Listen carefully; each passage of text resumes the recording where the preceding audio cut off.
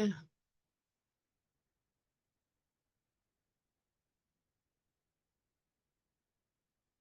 It is. Yeah.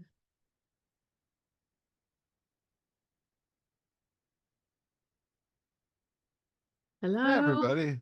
Hi, Leonard. Hi, Leonard. There's Susan og Gitte. Hi. And this.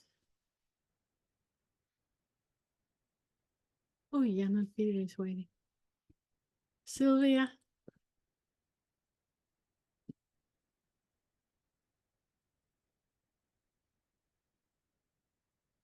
Hi, Rod. Hi, Irene. Hi, Rod and Irene. Hi, folks.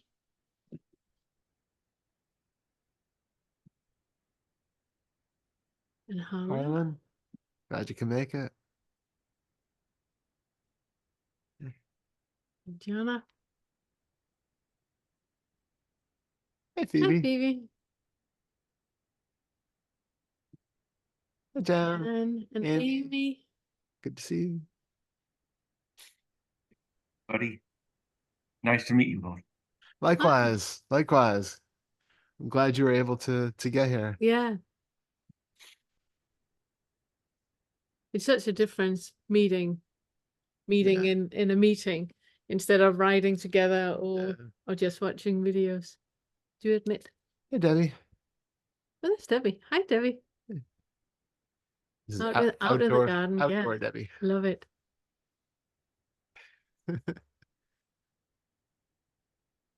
Oh, Leela. Let me make her host. Yeah, yes. Leela, it feels like forever. I know.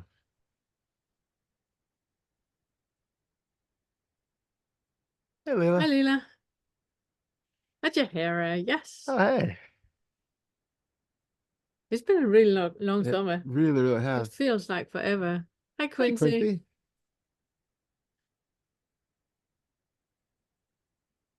So yeah, we were supposed to have a summer holiday. Yeah. And it didn't really. It turns out we're really not those people. We're really not those people. So Todd wrote a book. Well, working on it's unfinished. It's really, really good. Thank you. It's really good. It's a poetry collection, semi-biographical.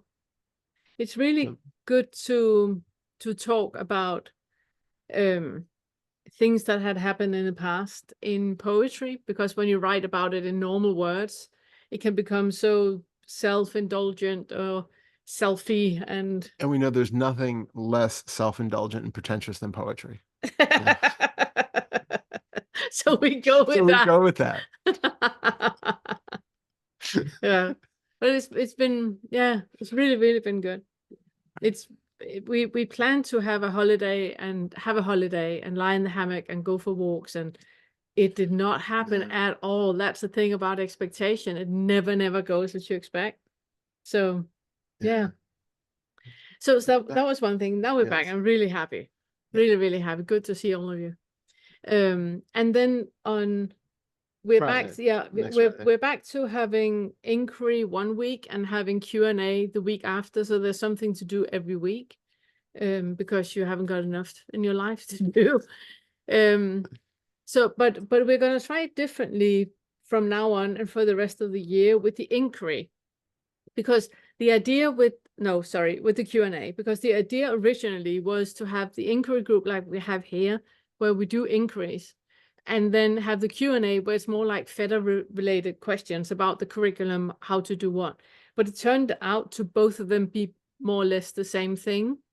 So we are trying to mix it up a bit. And then I saw Angelo, he had a Q&A that he did that was from his YouTube channel, but in writing.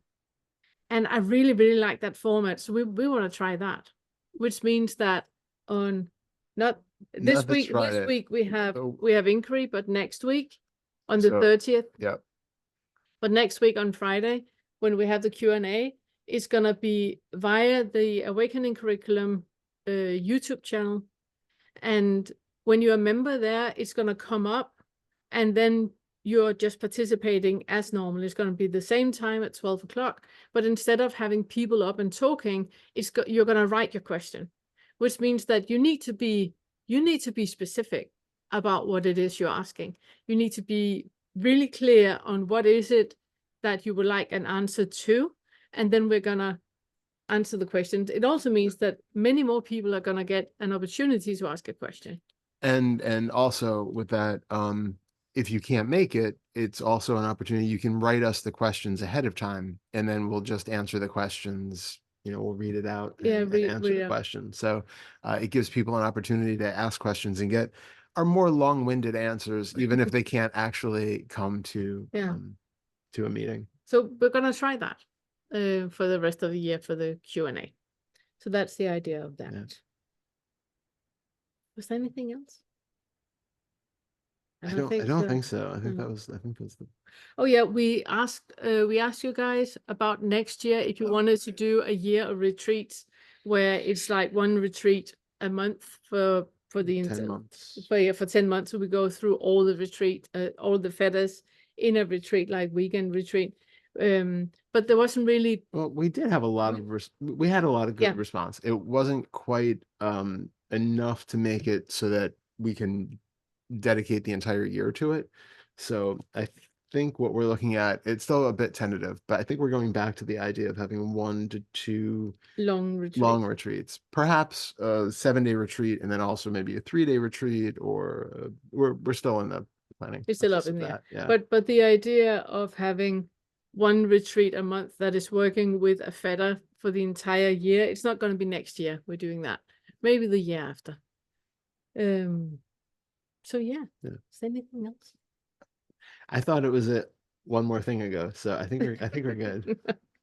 Okay, let's settle in. All right, so I'm just gonna pay this. Okay, yeah, thank you for that. Oh wait, we're doing spotlighting now, right? Oh yeah. Really getting back into the swing of things. All right, so today, since it's our first back after however many months it's been, so it's our first meeting back. It's our first back. We've only been given we have to formulate ourselves in words again. Yeah. Oh no. We're really not fully back yet. It's our first meeting, our first session back since God knows when. So we'll just take a moment to tune in and settle in and become present. Get back into the mind frame that we're in when we come to these meetings. So I invite you to get comfortable, find a comfortable, settled position where you are stable, supported, but relaxed, where you can let go of everything that needs to be let go of.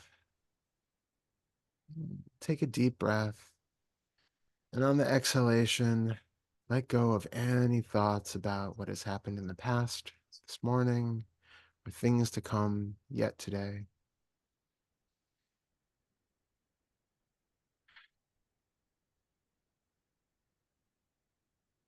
Take another deep inhalation, and on this exhalation, let go of all of the tension that's been residing in the body. You might even squeeze all the muscles in one quick clench and then just breathe it all out.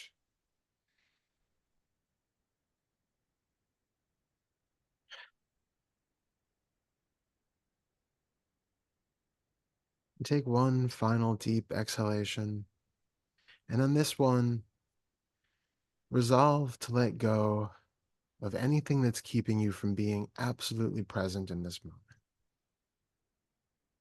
It might be concerns, there might be thoughts, there might be feelings in the body, there might be other things moving around the vicinity of your room, other people, anything that's keeping you distracted and outside of your own little awareness.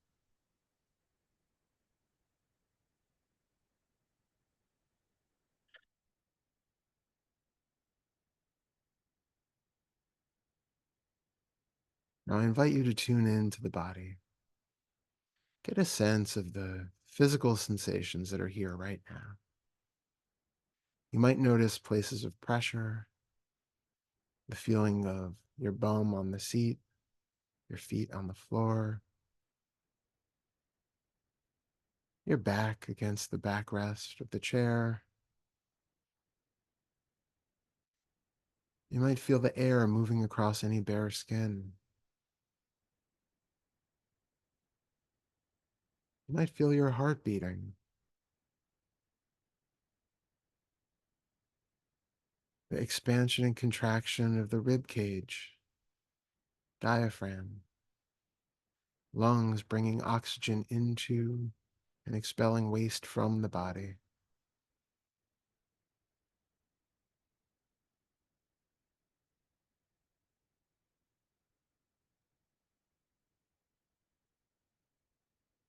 Feel the basic sensations of temperature and pressure.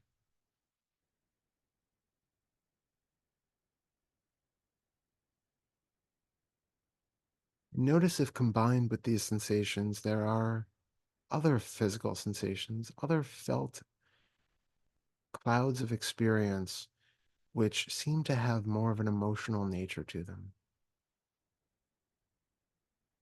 If you feel at all anxious or agitated,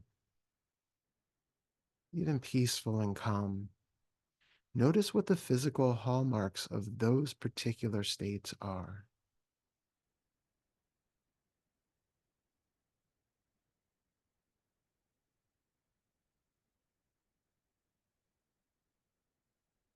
If the mind jumps to label them as being the particular emotion that we so readily consider it to be, notice if that sensation, the tingling in the stomach, tightness in the chest, burning in the throat,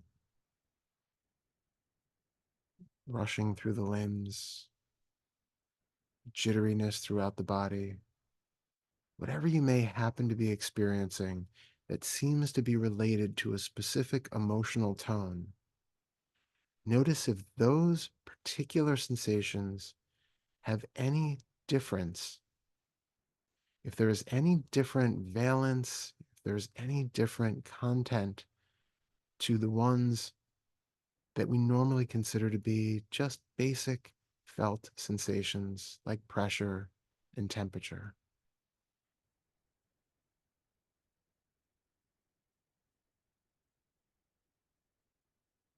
Is there really any more emotional weight to butterflies in the stomach than there is to the expansion and contraction of the rib cage with our ordinary breathing?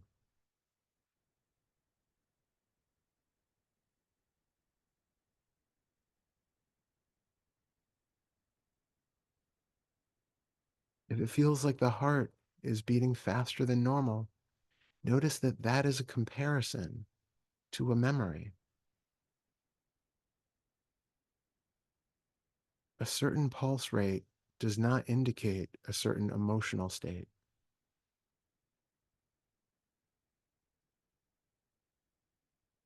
It simply implies something that you have learned that it means. So instead of jumping to the conclusion that you must be feeling fearful, anxious, or stressed, just notice the current pulse of the heart.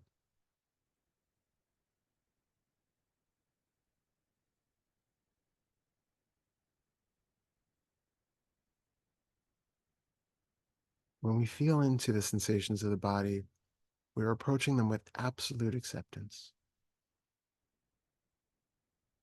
There's no judgment about anything being here, even if it's a painful sensation, something which is chronic and has been nagging at us for day and night, for weeks, months, or years of our life. We can still approach it fresh, new, and with curiosity,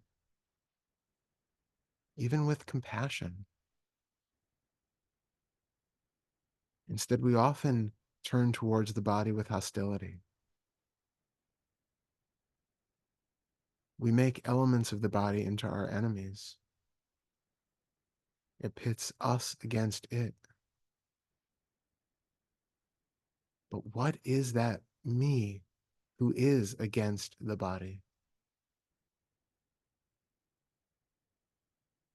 Where is that element of myself that needs to be free from certain sensations and wants to experience only other ones.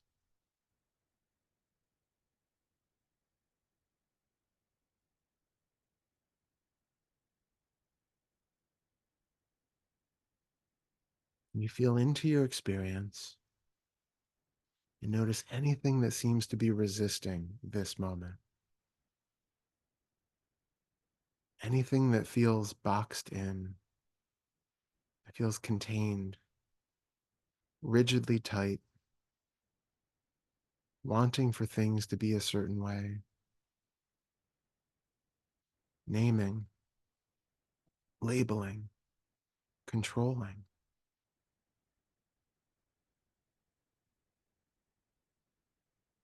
And notice the physical hallmarks of that boxed in feeling. What does that one feel like who seems to be a knower, a controller, a doer, or even a disembodied witness?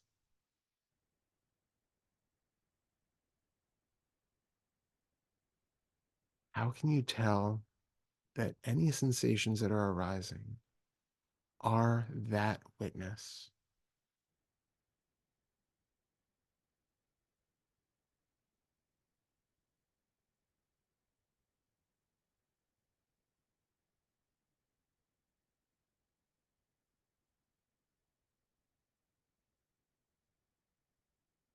Again, take in the whole of your experience. Bring in all of the sensations throughout the entire web of the body.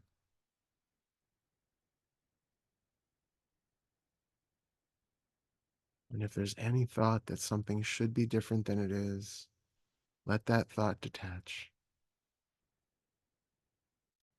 Unhook everything which is keeping you at odds with what is right here.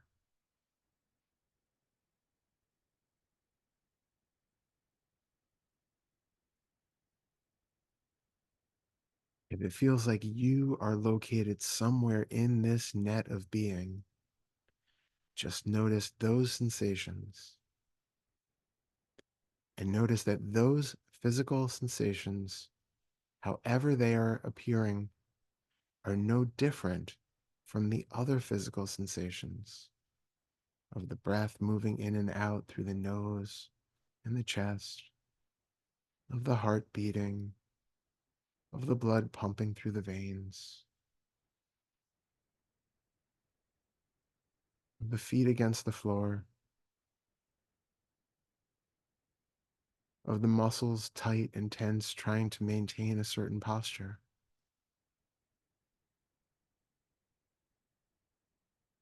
The pressure behind the eyes, the pressure in the chest, any muscular tension that we take to be me is of the exact same order as all of these other physical sensations. There is no metaphysical meaning to it.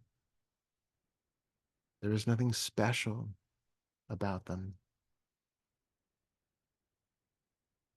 There is nothing that is so much more you than any other aspect of the sensations outlining and filling this entire clouded net of your being.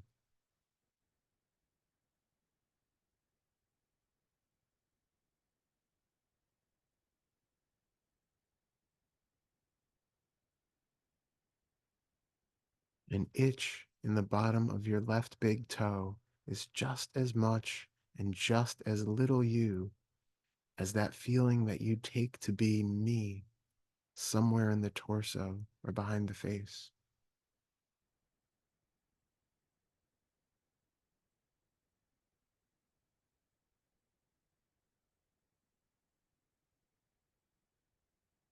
So detach from all of it. It's just pure sensation.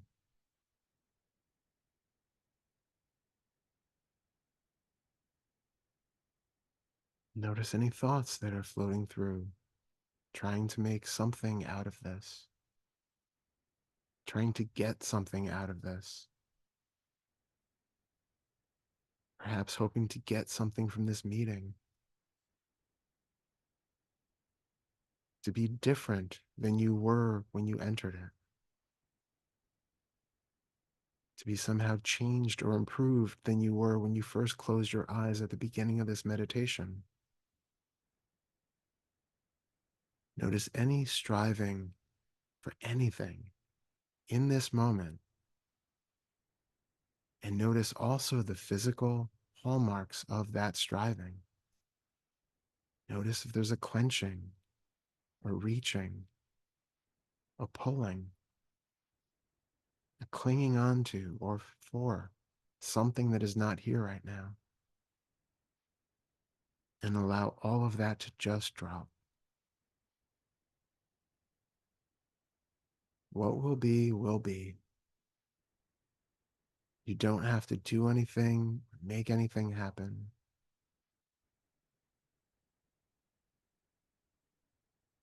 You're allowed to relax. You're allowed to simply be present. You're allowed to give up the striving and the struggling, the seeking, the urge to be better, to do better.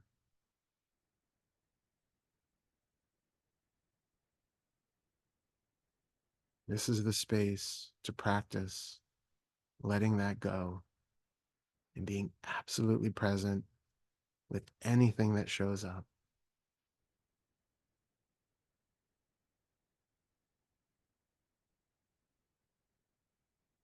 I invite you to practice that all throughout this meeting. Even when other people are speaking, check in with the body. Notice your physical relationship with whatever is being said. Notice how the body instantly reacts to things that seem to be relevant to you. Notice how it sometimes even reacts to things that seem irrelevant to you. Just notice the exchange and interplay of physical sensations in the interactions, in the listening, in the simple being of a body in a space. You're constantly being pushed and pulled upon by our environment. You are never an isolated being, completely independent and untouchable.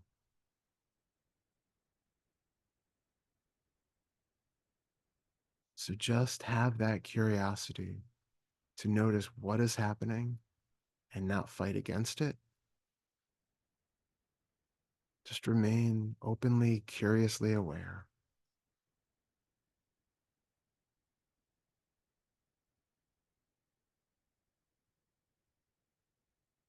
So feel the feet on the ground. Feel the bum on the seat. As you open your eyes, see if you can maintain this present, relaxed, quiet connection to whatever is arising, without judgment, with utter relaxation. Thank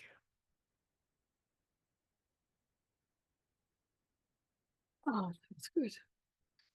Thank you. I love that pointing to constantly checking in with the body, if something is said or somebody's saying something, then checking in with the body, how am I perceiving this? Because it's obviously always thoughts about it, but that is usually, has this underscore of some physical, ooh, I really think this is true. I love that pointing. I just want to see if Andrew is here. Oh, It does not look like it. no. There is an Andrew here. Oh, there's an Andrew. I don't see him on the list. Andrew, if you're the Andrew that I wrote with earlier today in Discord and you want to talk, then please raise your virtual hand.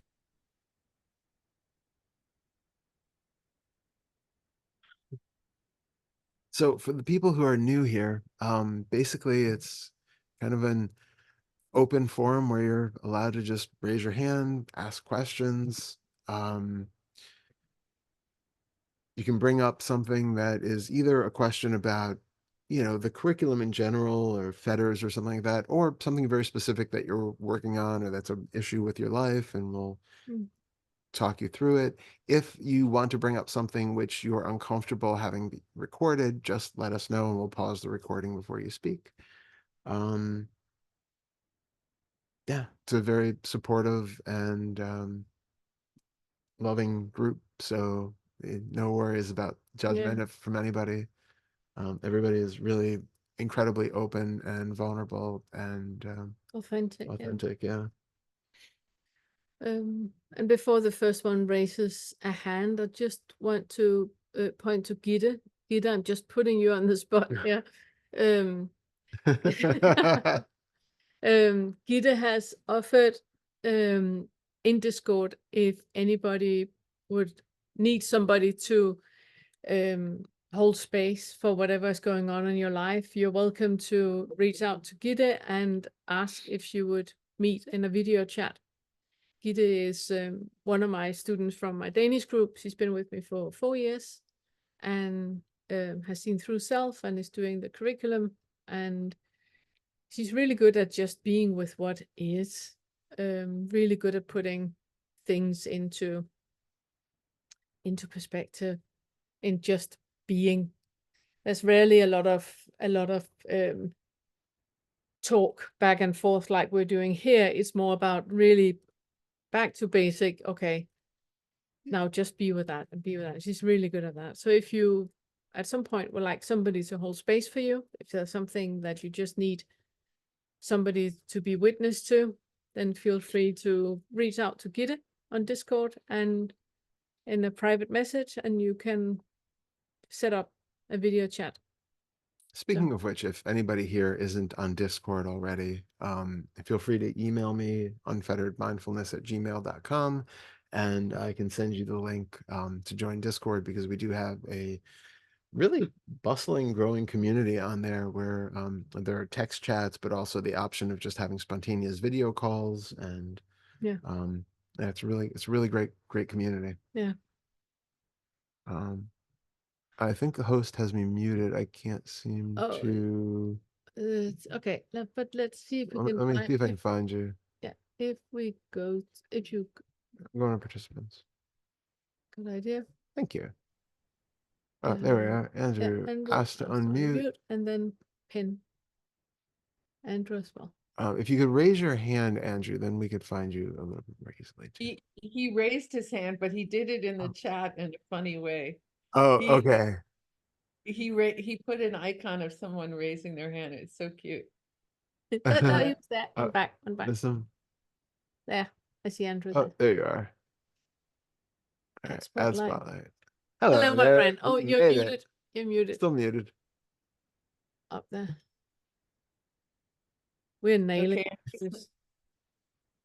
I don't see him spotlighted.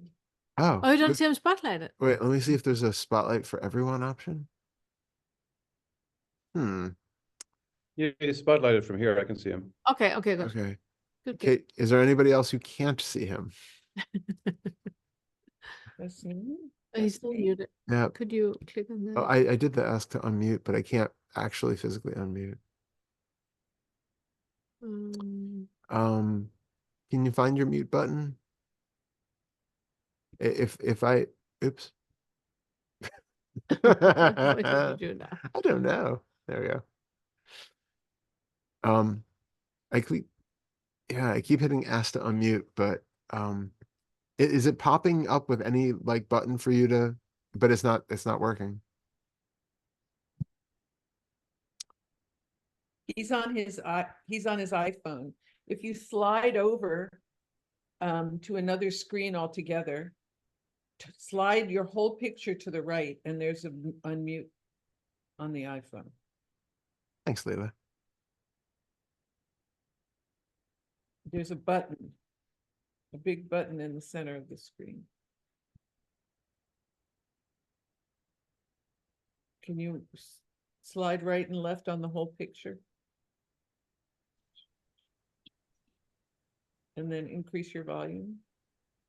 It's still muted. That's really Oh. up.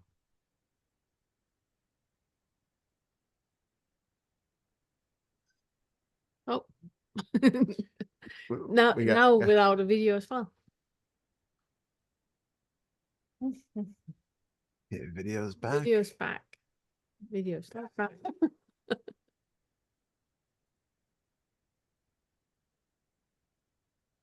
I'm sorry, the that's Zoom, not working. the Zoom controls on the iPhone. Yeah, let me do it. Let me try to send the request one more time. Oh, I Yeah. could have sworn I saw for a second a bloop, but didn't it unmute for like a split second? Did I just see that? Oh, I didn't notice. Yeah, let me try. I could have sworn I saw it go disappear and come back like really fast. But that might just have been in my eyes.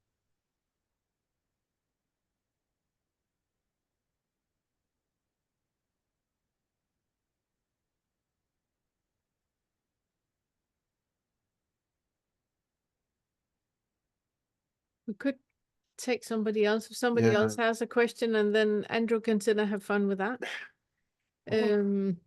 Raise your Raise your virtual hand virtual if you have a hand question. when you get it you figure out how to get it unmuted, and then we'll see if it's working. I'll say it. Okay. Yeah, it's so Okay. weird. You know, I just want to double check. Because the mute all is just a temporary thing. Yeah. Oh, wait. I think I can do it this way. No, you can only. Oh, I mute. can't. Nuts. You can't unmute all. You could unmute all. I can mute all, but I can't unmute all. I can ask. There's a button. Oh, can you mute Karen? I'm showing people on the iPhone. There's something that says tap to speak. And I'll send Andrew a picture. Okay. Thanks, Leva. Thank you so much. Okay, I'll unspotlight for a moment. Okay. All right. So who else wants to play with their phone? Does anybody have a question?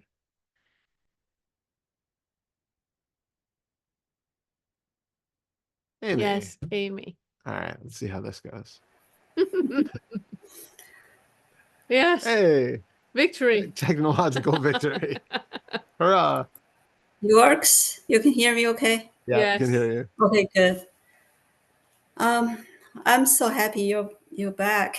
I was thinking for this whole month, working on, from the Fetter 1 all the way to the 7, just, that's my plan. But obviously it didn't work out that way. I would just stay in that Fetter 1 and 2. Just seems like I just keep going back and forth, and I feel like there's so much for me to work that way. But of course, I was following along with the 7s, all the lessons stuff. It's just weird. These couple, like maybe couple weeks, I start feel like I have trouble to concentrate when people like on Discord, when they have a long question or long answer or something. I have trouble to read all that stuff. Just seems that my mind just like I couldn't concentrate, but I can settle down to concentrate, to read, see what's going on. But I just have trouble to relate for, I don't know why. Seems a little different than what I used to be. And also I was been, watching Olympics, and I was just like enjoy all these physical bodies, how they can do. But what amazed me too is like after, somebody won something or fail something, like the person come back, I did that. it's just so obvious how, you know, whatever, you know, like I'm so proud of myself. I did that. I was like, you know, it's just like funny how I can see things like that nowadays. I was really concerned of somebody like all of a sudden become a superstar. I was like, what's going to happen to that person eventually? It's kind of scary to be a overnight bright star. So I feel like I see a lot of stuff, and also I see a lot myself. Just understand a lot of things conceptually instead of really into my heart. But now I can see slowly it's making progress. Not really, just slowly. I feel like the understanding from the mind starting to integrate. And Todd has a video posted like right before Monday or Friday or something. I can't remember what he said at all right now. But right after that, you know, I just feel like there was a gentle push on me, really gentle, but I feel like I went to the other side. And things just open up. Like I can't believe anything what I'm saying, my mind is saying, any thought. I just like open up. And yesterday when you have your video talking about don't focus, just zoom out instead zoom in, I was like, because I did experience like the Feather 6 talking about no like zero distance. To me, it's zero distance. It's not like all of a sudden something to be flat, but everything is so close, so close. Especially when I'm watching TV, everything just jump right in front of my face. You know, I'm getting used to that, but at first I'm like, whoa, you know, but I'm getting used to that. I just like, so I'm like, it doesn't make sense for me still here when everything else so close. Because I just feel like, okay, there's still a person actually experiencing zero distance. It makes no sense. I just feel like something is so significant, make, you know, so obviously something, but I still, there's a little somebody still here actually see that. It's just, I'm like, I don't understand how it can possibly be like that. So after that couple videos you have, and I feel like I've been failing for my plan for this month, and things start to be right after the retreat with you guys. Actually, during the retreat, everything just starting to go out of control. Out of control, like especially at work, to the point now that I'm like, I don't even care anymore because it's so out of control. I don't care. And then all of a sudden I'm like, everything work out just by itself. The controller, I thought I was not in control. I know that mentally, but I still doing everything. I think I'm in control until like I completely just give up. Like I know, wow, I'm like, actually, I never have done that before. I just think I did. Yes. And I mean, I thought I know that, but until actually I really experienced in the real time, it's just so crazy how the mind and is still taking all this credit. I'm also like, okay, right, it's not there at all. I just feel like how stupid that can be. Why I'm like already understand it, but still don't understand it, and still trying to do the opposite. It's just so tricky, the mind. I mean, I don't know if it's a question or something. I just feel like no, Because that's relax a little bit. Yeah. Well, I had one very specific one that I was going to go to. So if you have like more of the other ones, you can go go on. first. Go on. No, go ahead. No, but I have so many things. There's so Okay, many okay, different okay. things. So I'll go It's to better to start with one angle. one. Yeah. Okay. I just wanted to go to, because I think this one is one of the deeper ones that you mentioned that is a really great insight, and something as a pointer to look more towards is, like you said, even when you are recognizing things at zero distance, there still seems to be the one who is aware of seeing at zero distance. And so this is where it's so crucial, and at least in my view, of continuing to do the self-inquiry very similar to what we do in First Fetter. Also, I mean, I still think it's useful to do First Fetter kind of inquiries all the time anyway. But even when we're talking about the Sixth Fetter, where we're still looking for a more subtle version of that identification. It's still a more subtle version of me. It's still the idea that there is a witness in here who is somehow separate. So even if the visual field has collapsed, there is still this feeling, because there is something which is considered to be separate from that visual field. And where this is sort of a gateway to any number of other insights and other explorations, is that I would like for you, when that happens, to check in with your other five senses. Well, all of the five physical senses, all of the five mental senses. And notice, okay, everything is collapsed. You're seeing things very, very close. Does it feel like there is still somebody who is seeing this from behind? Is it really as close as can possibly be? Is there anything in the visual field itself separate from the visual field? Is there still any sort of lingering feeling of a view, a perspective from someplace else?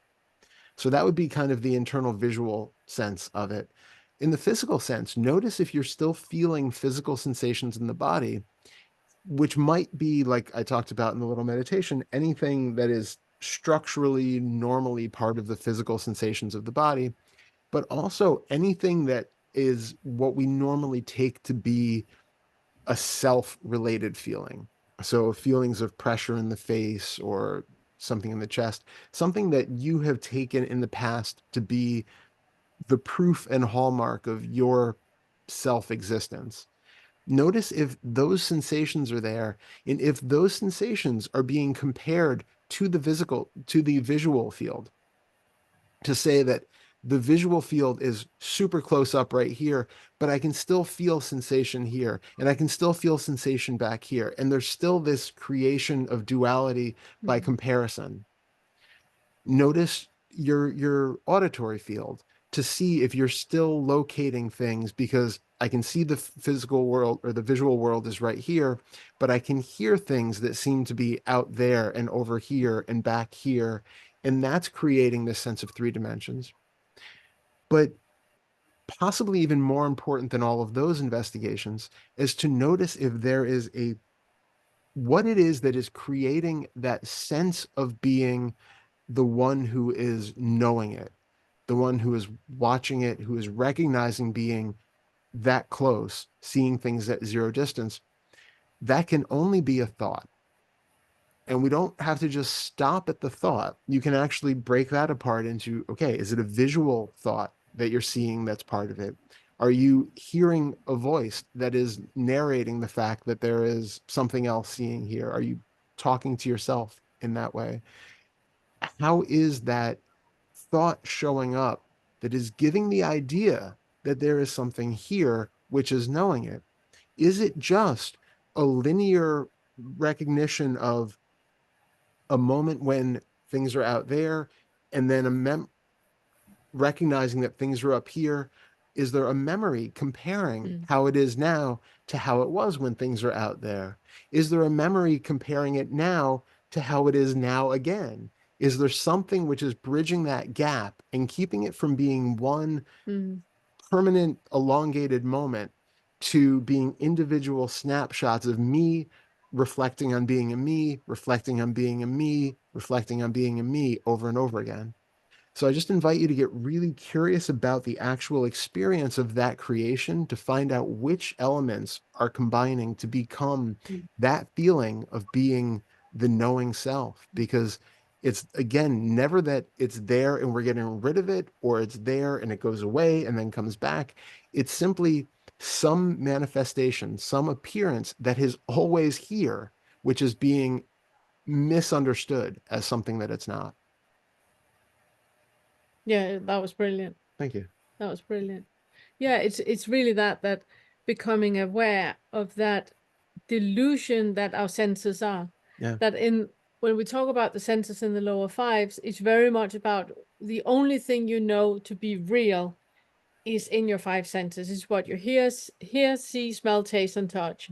That's the only thing you know to be real. But in the higher fives, we are very, very clear on even that is a delusion. What you think you hear or what you think you smell, see, or touch, it's just what you think, because it's whatever the sensory experience is picking up, that the brain is interpreting into being something that is telling you in the frontal lobe what it actually is. I had an experience the other day where I was sitting in the garden and meditating, and suddenly the sounds went from being sounds into just being vibration. And it still lingers. It's still the same thing, that I don't hear sounds. I hear vibration, different vibrations on different levels. And I need to kind of concentrate on, that is cicada, that is a bird, that is Todd, that is, it's because it's like, it's like the audio field just collapsed, and it's just vibration happening. It's like tinnitus in different tones. And it really made me become so aware of that constant delusion we have when we see something and we think this is a cup of coffee. I know it's a cup of coffee, but no, it's not. No, it's not. It's atoms and it's electrons, and it's like that. There's like you always say, there's no wetness in a water molecule. It's like whatever we perceive reality to be, it's just not that. Yeah, we've been having some. But what you said was better because you kept it at Amy's experience of that little nugget of an eye, which is more relevant, I think.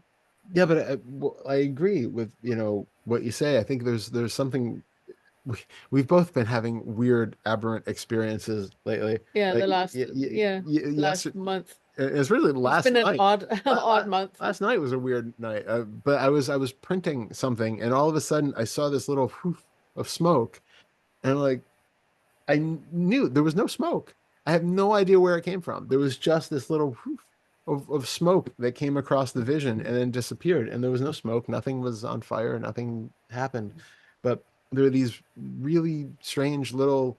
So it's just what I've been. Can I just say that a really important thing about that is that when we have a brain that keeps filtering out what is relevant right now, we do not notice the smoke. Yeah. We do not notice the vibration of sound. We don't notice that because the brain keeps telling you that's nonsense. There's no smoke. You do not need to notice that smoke. So you don't even see it. It's not until you are completely clear on whatever you believe reality is, it's just what your brain allows you to believe what reality is. Reality is something completely different. And it's very often things that the brain can't even comprehend. And then you start to see smoke just coming by. Yeah. It's an odd thing, but the kind of approach that I've been recommending to people is to take the sort of mental posture of somebody who has just knowingly ingested some sort of psychedelic drug, so that you're just like, okay, this is just the visual, this is just an illusion. It's just a visual experience. It's not real. It's just what's floating here. And you can just kind of relax into the knowingness that it's strange. It might get freaky. It might not, but it can't hurt you. There's no inherent realness or solidity to it. It's just, oh, well, that's interesting. Yeah.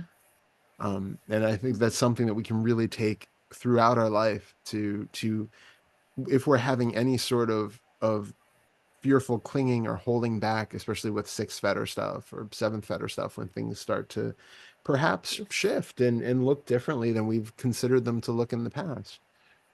We can feel that kind of grasping and fearful clinging for stability and certainty and things to be rigid the way that we normally expect them to be. And you just, okay, I can accept this. Yeah. Yeah. And Sorry. I was just gonna say also, and I love when you were saying about the you know, the athletes being. I was just Oh, about to okay, say about you the go for it. Olympics. Yeah, yeah. Go No, ahead. no, there's just the Olympics. It's such a great display of causes and conditions, you know, because it's like it's the most extreme causes and conditions on display there. If you have been bred with great genes, you will end up in the Olympics. It's like people that are 6, 5, 7 feet tall that are super, super strong in the upper body, are super, super strong in the lower body. The muscle fibers are just that, you know. Okay. There's no ordinary Joe there. I mean, it's just an amazing display of causes and conditions. There are none of us that are amazing in that way. Our causes and conditions sucks Yeah, compared to theirs. nothing here that Yeah. would have led to me being in the Olympics. Like this No. body is not. It's not going to end up in the Olympics. But it's in what we talk about when we are aware of no self, when we are aware that there is no one home. The Olympics is interesting to watch also because it's just that. It's perfect. It's like a perfect storm of causes and conditions with supportive parents living in a town that had that type of athletics that your muscle fibers are into, being nourished in the right way. That when you were a fetus, your mom, she had, you know, a steak exactly that day and didn't have a beer, and that's why you win the Olympics. I mean, it's like the calculations that needs to end up in you winning a medal or just participating in the Olympics, it's like, yeah, it's mind-blowing, absolutely mind-blowing. And there's no one, like you pointed out, there's no one that, ooh, I did that so well. No, you didn't. Causes and conditions did, babe. You didn't. Yeah, I love that you saw it for that and saw that kind of egoic posturing that takes credit for everything that has happened and all the. Yeah, that was so good. Yeah. Did you want to add anything? No, that was it. Okay. Yeah, well done. Yeah. Thank you. I think maybe I still try to hold on something because I feel like I've been experiencing a lot of fear because, you know, just like if I let go what I already know what's going to be, and also because my background is Christian, so I am sense to me, it just doesn't make sense because I can't be God, you know, that just to me, I can't be God. So I can only be this small little self. So when this is really threatened, I just really feel like I need some new concept or some new belief to replace, like even the non-dual is become like a new belief. I'm like, it doesn't make sense. I see that. So it's kind of scary, just let go everything. Yeah. But somehow, now I'm quite sure we're going to talk with Andrew about that in a moment as well. Okay, great. About beliefs, because the first thing I want to say to you is that there's no difference, you know, whether you believe in God or you don't believe in God, whether you believe that there's an Amy or there's not an Amy, if you believe in astrology or you don't. There's no difference. It's just a belief. It's just a thought. If you believe that you're a purple leprechaun or you don't, no difference. It's just a thought. It's just a belief. There's nothing more in it. But when we come from something that is based on belief, then we go from believing this to be truth and then into doubt, because you cannot stay in that belief state all the time. People that believe in a god or believe in the universe or believing that they're part of something, or, you know, I am a raindrop and I am the forest and all of that. It's only something that is alive when you think about it over and over and over and over. The moment you don't think about it, you drop into direct experience, and then you are in doubt immediately. And it's that existential dread that is the neighbor to belief. Yeah. That either you have a belief and you are, you know, everything is amazing, or you are in existential dread because you're not believing right now, and that plunge you into a black hole. What we're talking about is not a belief. We don't want you to believe anything. We want you to experience. Do not believe anything we say. Go to your direct experience. When you inhale, what do you feel? Are you sure about that? Question even that. Whenever you believe that you know what it is you're experiencing, that is a belief. Even that has to drop. So it's coming back to the experience, the direct experience, over and over and over, like Todd talked about before, that because our brain is built like it is, we do not see the now as it is, because there's a now and now and now. It's like snapshots that are happening, but our brain is built in a way so we perceive time, which means that that thread that is gluing all the individual nows together, that is how it's experienced. So you have 5 seconds this now, 10 seconds this now, 15 seconds this now. So that those 30 seconds feel like 30 seconds, but it's not though. It's a now, and it's an individual snapshot. But because our brain is built like it is, we weave everything together. And when we do that weaving, that is where the belief happens. So it's getting back to that snapshot of a now. That is where you have the direct experience. Forget that. Now is the direct experience. Forget that. Now is the direct. So it's that keep coming back to that. It's the only way to get out of any belief. Yeah, that's the scary part for me, I think, is because all I can sense right now, it really just the five senses. So that's the part make the the mind just going crazy, pretty much, like just nowhere to land.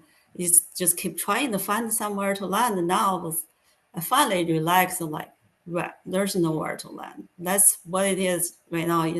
That's just it is. Yeah. So Yeah. yeah. Beliefs are really convenient for that, because they give us that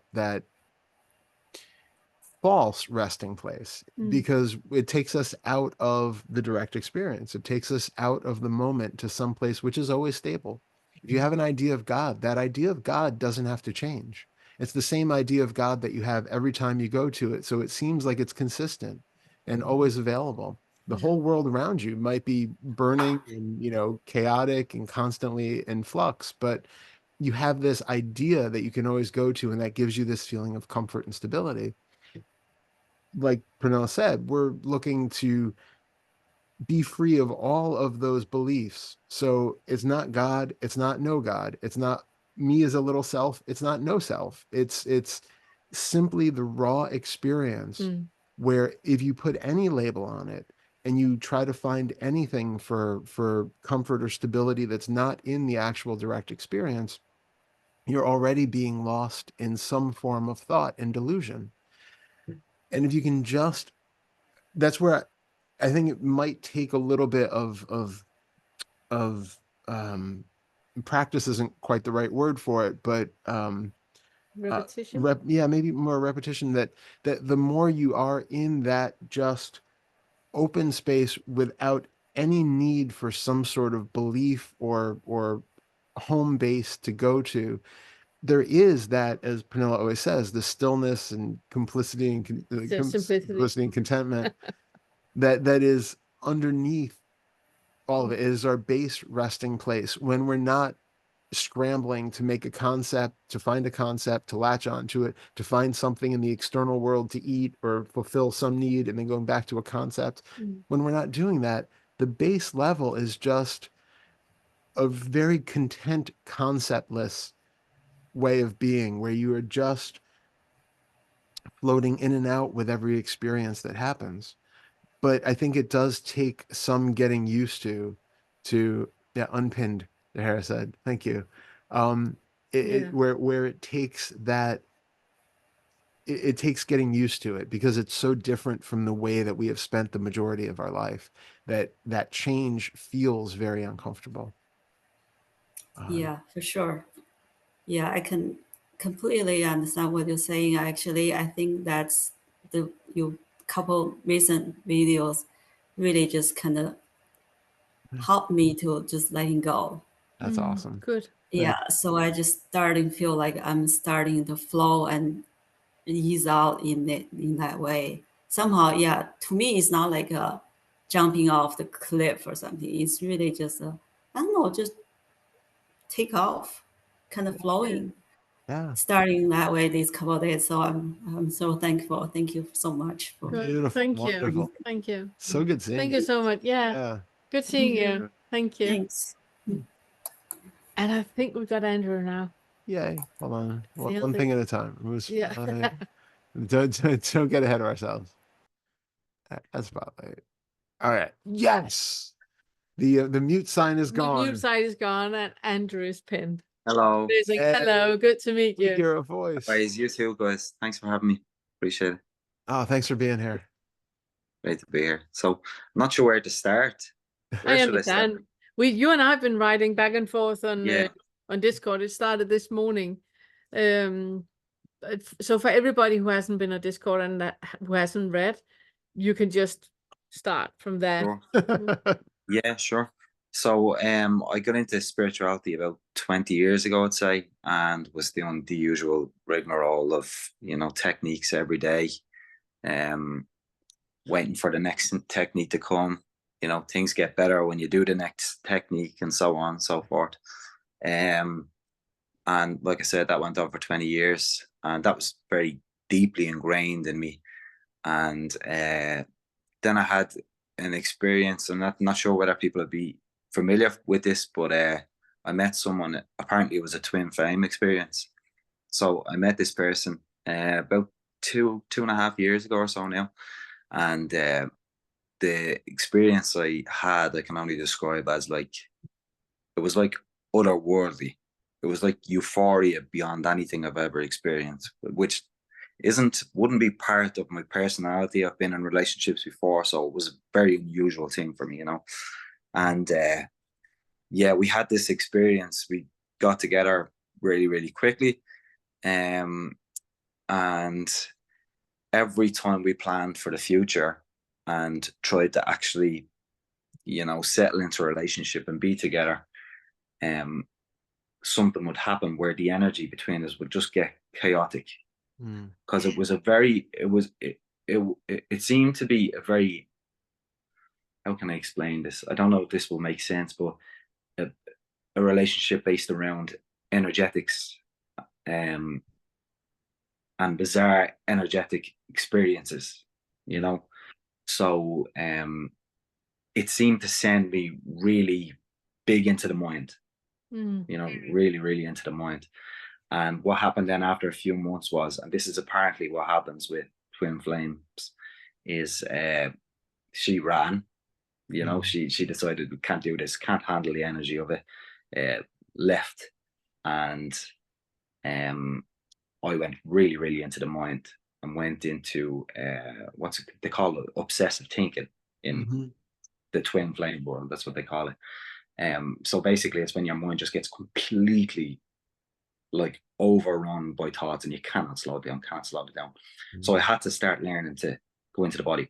So that's where my search for the non-dual thing came about, and eventually came across a course in that, in the twin flame thing, and trying to unravel that and bring peace back into my life. And what they basically taught was non-dual. I did that for a few months, but then found you guys, found Angelo as well first. I watched a few of his videos and I started really getting into it deeper and deeper.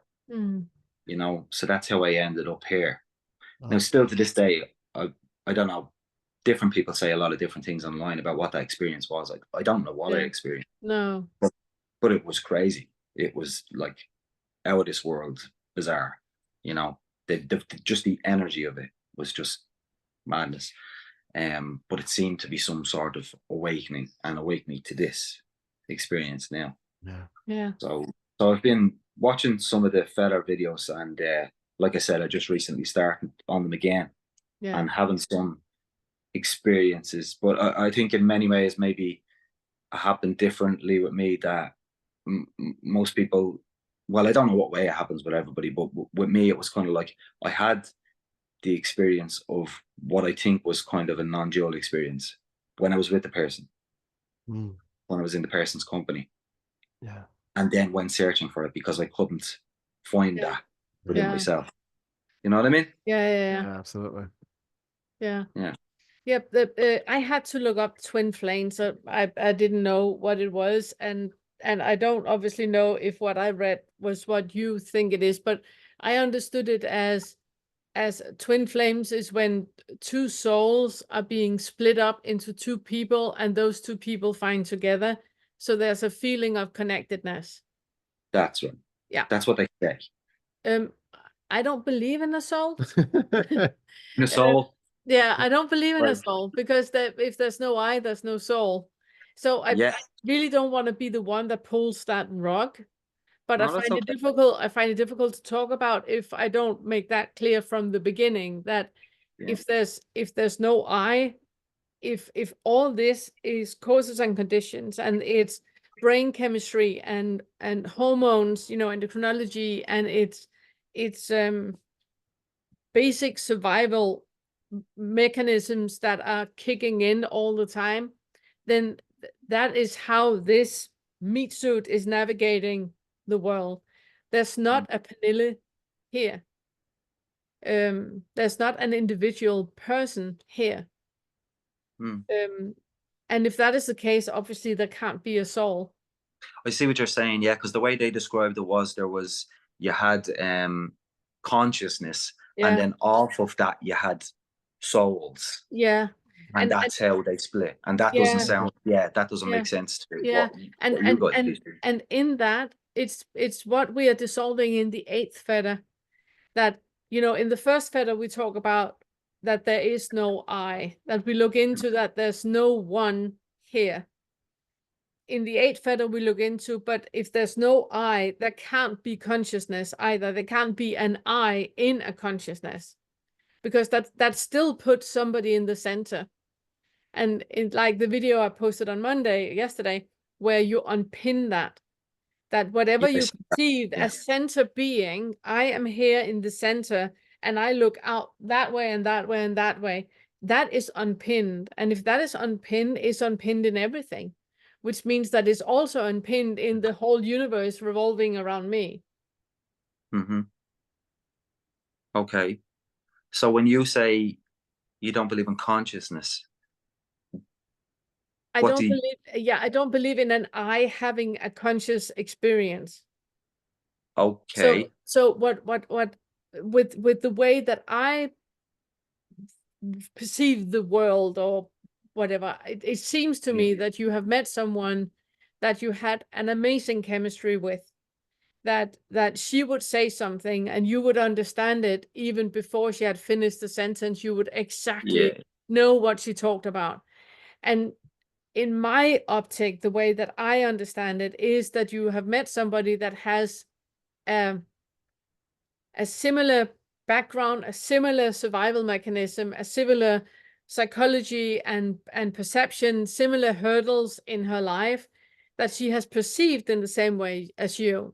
So maybe not that one-to-one childhood this experiences, but the way that the experiences was perceived was similar.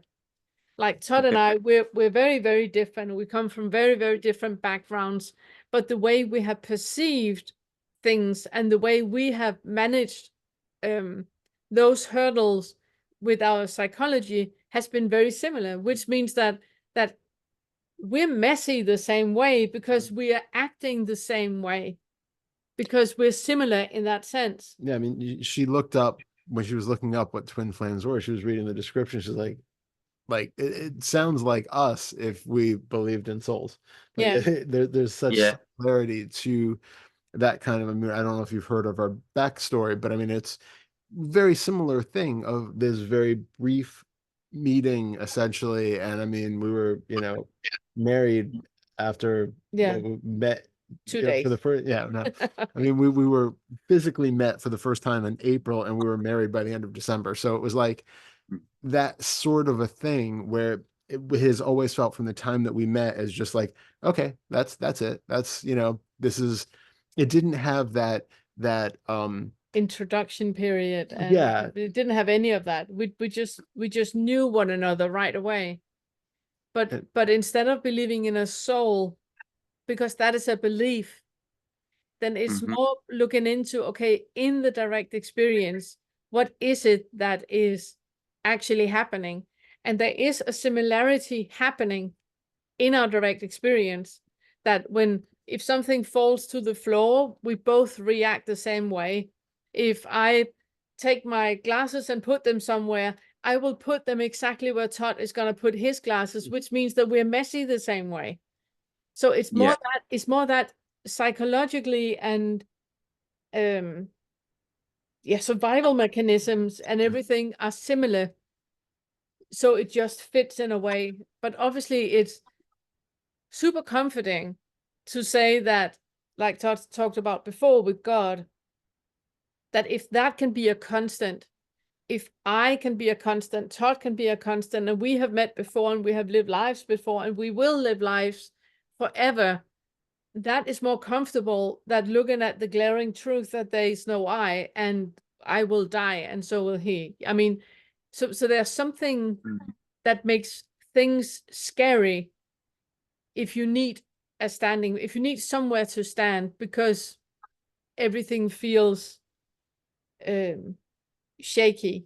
If you It need, kind of makes sense to me. Yeah, so like it could be like a build-up of an identity in order to yes, feel to feel some kind of persistence. yeah, Because then life feels safe. And if life in general feels unsafe, if you need in general reassurance, then meeting another person that is like a mirror, in the good way, then that is, oh, now I can relax. yeah, that makes sense. But it just means that there's still work to do, because you can never be unsafe. There is no one to be unsafe. There's nothing that can happen that is uncomfortable, because that would mean that you had an expectation and had predicted something to have to happen in a certain way. That is why we feel uncomfortable. Where if we're just in that open space, whatever is occurring in front of me right now, it's fine, because it's just occurring. I have no hooks into things being in a certain way. Does Yeah, that that make makes sense. sense? Yeah. Yeah, yeah. Which means that the woman that you felt so close with, you had an amazing experience. And in that snapshot of a moment, everything was perfect. But if you look in this snapshot of this moment right now, if you do not add any thought to it, nothing is missing. She's not missing. There's nothing that needs to be different in this moment right now. It's only if you add a thought to it that things could be different and things could be better. And that's what it's about, really. I suppose the experiences bring me back there. I know that. Yes. I know that. That's to push me into that. Yes. Yeah, I do know. Yeah. Yeah. So I suppose what I was going to say was is it possible then for thousands of people to have that similar experience? And I know you don't know too much about it, but about these stages and runner chaser stages and all these similarities, is it possible for so many people to have that experience and for it still not to be a thing? But I suppose at the end of the day, it doesn't matter. Well, that's the thing. Exactly. I think I came from a similar-ish background of having these various beliefs throughout my life that were very comforting and also very destabilizing in ways alternatingly. And going through those ideas of, the soul families that reincarnate over and over together, and, all of these different beliefs that seemed very comforting. I think the caveat with everything, because I agree completely with everything Pernille said, but I think the caveat for us to remember with this stuff is to not even take that and all of the neurology and the biology as a new belief that becomes our new core, where now I'm just like a hardcore materialist atheist, and that's the way that it is, and that's the truth.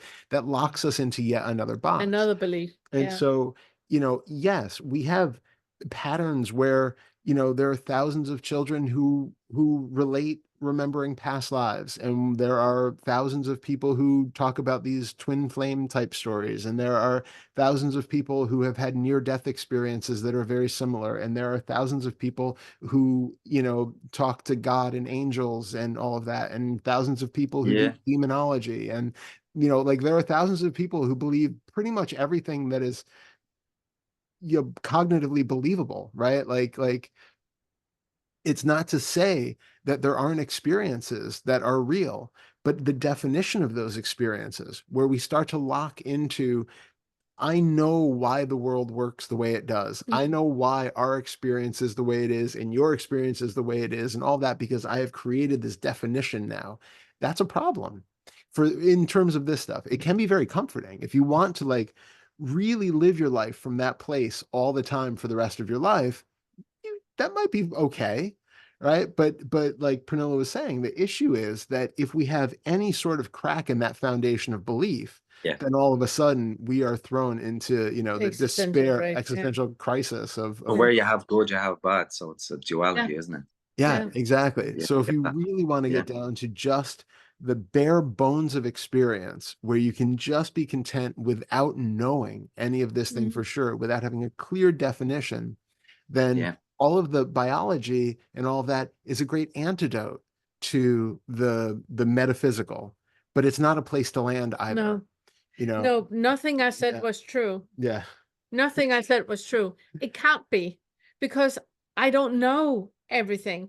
I can say what makes sense right now, but I could be also wrong. Twin souls could be a thing. I just don't know. We don't know that. And what we are pointing to is to really become aware of how much is a belief, how much is a thought, and how much do you actually know right now with your direct experience, where there's no thought involved at all, where it's just what is alive in this moment right now. What do you actually know? Because that's the only thing we can lean on. It's the only thing that can be objective without any kind of subjective, you know, filter over or belief or anything like that. And it's not to say, like Todd also said, it's not to say that there's something wrong with any beliefs. I mean, more power to anybody that has any beliefs, but it's just to become aware that if there is a crack, that can be a crater to fall into. There's always cracks. Always. Okay. That makes a lot of sense. Now that's helped a lot, actually. Good. Actually, that's brought me to a conclusion that I hadn't been before, because it's made me realize that the non-duality is the answer. Do you know what? I can't even put into words what I'm trying to say. No. As always. But it's a medicine. It's an antidote without being a place that you, like, you know, in Buddhism, there's the idea of the raft that you use to cross the river, and then you let it go. You don't hold on being a Buddhist for the rest of your life. It's just a tool that you use. It's an antidote to cure what was there. So that's why we say, if you have like a belief in a self that is really strong, we use no self as the antidote to counteract that belief. But then we don't hold on to no self as being the new belief. That also has to be let go of. Same with non-duality. We have this idea in a duality of me versus you and us and them and all of that. This is an antidote to breaking that down, so that we no longer have these dichotomies that we live out of. But then it's not a place where we then get locked into oneness with everything. Yeah, you can't live there. The moment you have used the raft to cross the river, leave the raft. So you've used the non-duality to become aware of that there is no I. But the moment that has happened, then leave non-duality, leave that raft, and just stay with your direct experience right now. Because otherwise that is just another belief and another thing you will die on a hill for, and you're back to square one. Yeah. And do you guys find that you can stay there that the longer you go on, you can stay there longer. There is nothing else. That's the whole point. That the moment you have really seen through it, that there's nothing else. That it's nowhere to stay because there's no one staying anywhere. Yeah, I get It's like asking, so does that mean that you are alive right now, or are you not? Well, I was the moment you asked. Right now, I assume I am as well. You know, it's like it's something that's there all the time. It's never not there. Yeah. But Okay. you can't hold on to it. The moment you hold on to it, it becomes something else. And it's what we talk a lot about in the higher fetters, that you can have those experiences of immense beauty and immense expansion. But the moment you put a word to it to explain what it was you experienced, it's not what you experienced. It's words describing what you experienced, which means that you have just minimized it. It's not that. And also, I think you We're were really going there piling too. on here. Yeah, Go we on. are, but and also it's not about being in a particular perceptual state all the time or having a particular experience all the time.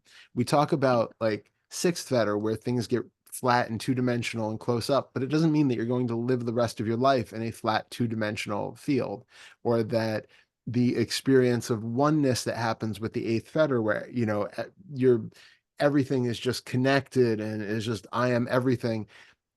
That's not a place to stay where you are just like that the rest of your life and you're just this, you know, floating ethereal cloud of nothingness. Like the experiences that have always been there can be there, but they're no longer being made into what they once were because the beliefs and the perceptual filters that were making them into something that they weren't are just no longer operational like they were. So you still have a body, or a body still exists, right? In that way, there's still basic needs. You still go to the doctor and dentist and eat and poop and all that stuff, right? Like that's still happening.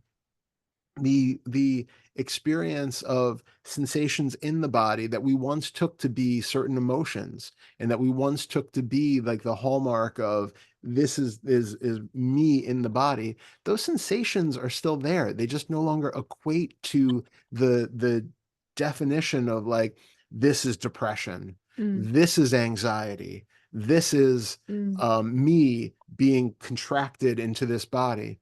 You just recognize they're just physical sensations. The interpretation is no longer there. You can still have fluctuations of mood where the body still feels heavy one day and super light and ebullient another day, but it's not taken to mean something more than it is. It's not, this is me being depressed and I've got to do something to get myself out of it, or I'm really happy today because I've had this great time. It's just, this is the rising and falling of a body moving through space, interacting with the world. And also it's much shorter because there is just this snapshot and this snapshot and this snapshot. There's not like that weaving everything together and creating a meaning with things, because that is based on beliefs. Okay. So everything is effectively still experienceable Exactly and the same. possible and the same. We're just the interpretation of it that was once there is not. It's not there yet. And that changes the overall experience of it in that way. That's why when you hear people say, you know, it's life the way that it always was, but different. Completely different. Yeah. It's that the difference is just that sort of interpretational filter of it that no longer makes it into something that causes suffering and struggle and turbulence and all of that. It's just this arising, passing phenomenon. Okay. Thank you. That was really helpful. Good. Amazing. So good to meet you. Yeah, it's So yeah, fun. you too, guys. Yeah. You too. Hope to see you next Yeah. time. I'm happy you jumped on right away and came too. to talk about it. Yeah. And so then- much easier than writing. Yeah. Yeah, it was my settings, by the way. It wasn't your fault. Okay. Amazing. Glad we got it sorted too. Okay. All right. Good Okay. seeing you. Bye. Thanks. Bye-bye. Leela. Yay. Hey, hello. Hello. Hey. Bye. Long time no see. Oh, feels like forever. The reason I raised my hand is because you were talking to Aunt Amy about something that is the reason I sent you all the aphantasia Yeah. and the Aurelia interviews. So for everybody's interest, there are a lot of people in this world who have no ability to visualize at all in their head. So all they see is what's in front of them. They cannot see, they cannot lay a red apple. If you say red apple, they don't see a picture. And then there are people called anoreliacs who don't hear themselves talking to themselves in their head. So there is this lovely interview I came across my feed of a woman at the age of 40. She's the mother of two little children. And she found out that her husband and her two children were seeing pictures in their heads. And for her whole life, she didn't know that people did that. And she was so upset. She was like, I'm going to kill myself now because I've missed out on all of life. You guys are seeing Disney movies in your heads, and I've been deprived. And her reaction was so bizarre. There was one video of her when she just found out. And then what's happened over time is she's now talking to a lot of people. She started this aphantasia help club where people call her and talk to her on YouTube who are also either aphantasics or they're not, and they're just interested. So anyway, to make a long story short, the way you were telling Amy, notice what the sense of I is based on. Because we assume, like in Liberation Unleashed, or even in all the psychological research, they've assumed that the self is an internal image of a body. Yeah. Yeah. And that's why they think that you become self-aware when you see yourself in a mirror. And without a mirror, without that mirror reflection that happens at 18 months, kids aren't self-aware. Yeah. And then they also have this whole idea that selfness also is based on this narrative, the narrative of me that keeps happening in the head that creates this continuous story. Well, this woman has neither of those, but she has a very solid self. Yeah. So I've been listening to her, So talking to a lot of interesting. people, wondering how the hell she's still thinking, and she calls it a feeling of a self. Yeah.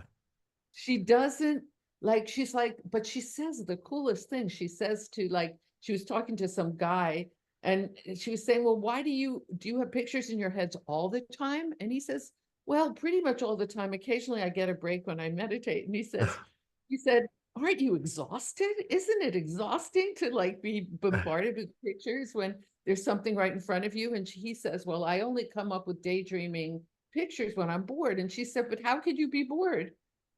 Like in her expression, how can you be bored? Because there's something always happening there, right? So she's not enlightened or awake by any means. I mean, it's so interesting. And then he says, yes, but things in my head are much brighter and sounds are more acute and colors are brighter when I see them in my head than in front of me. And she says, wow, that's really interesting.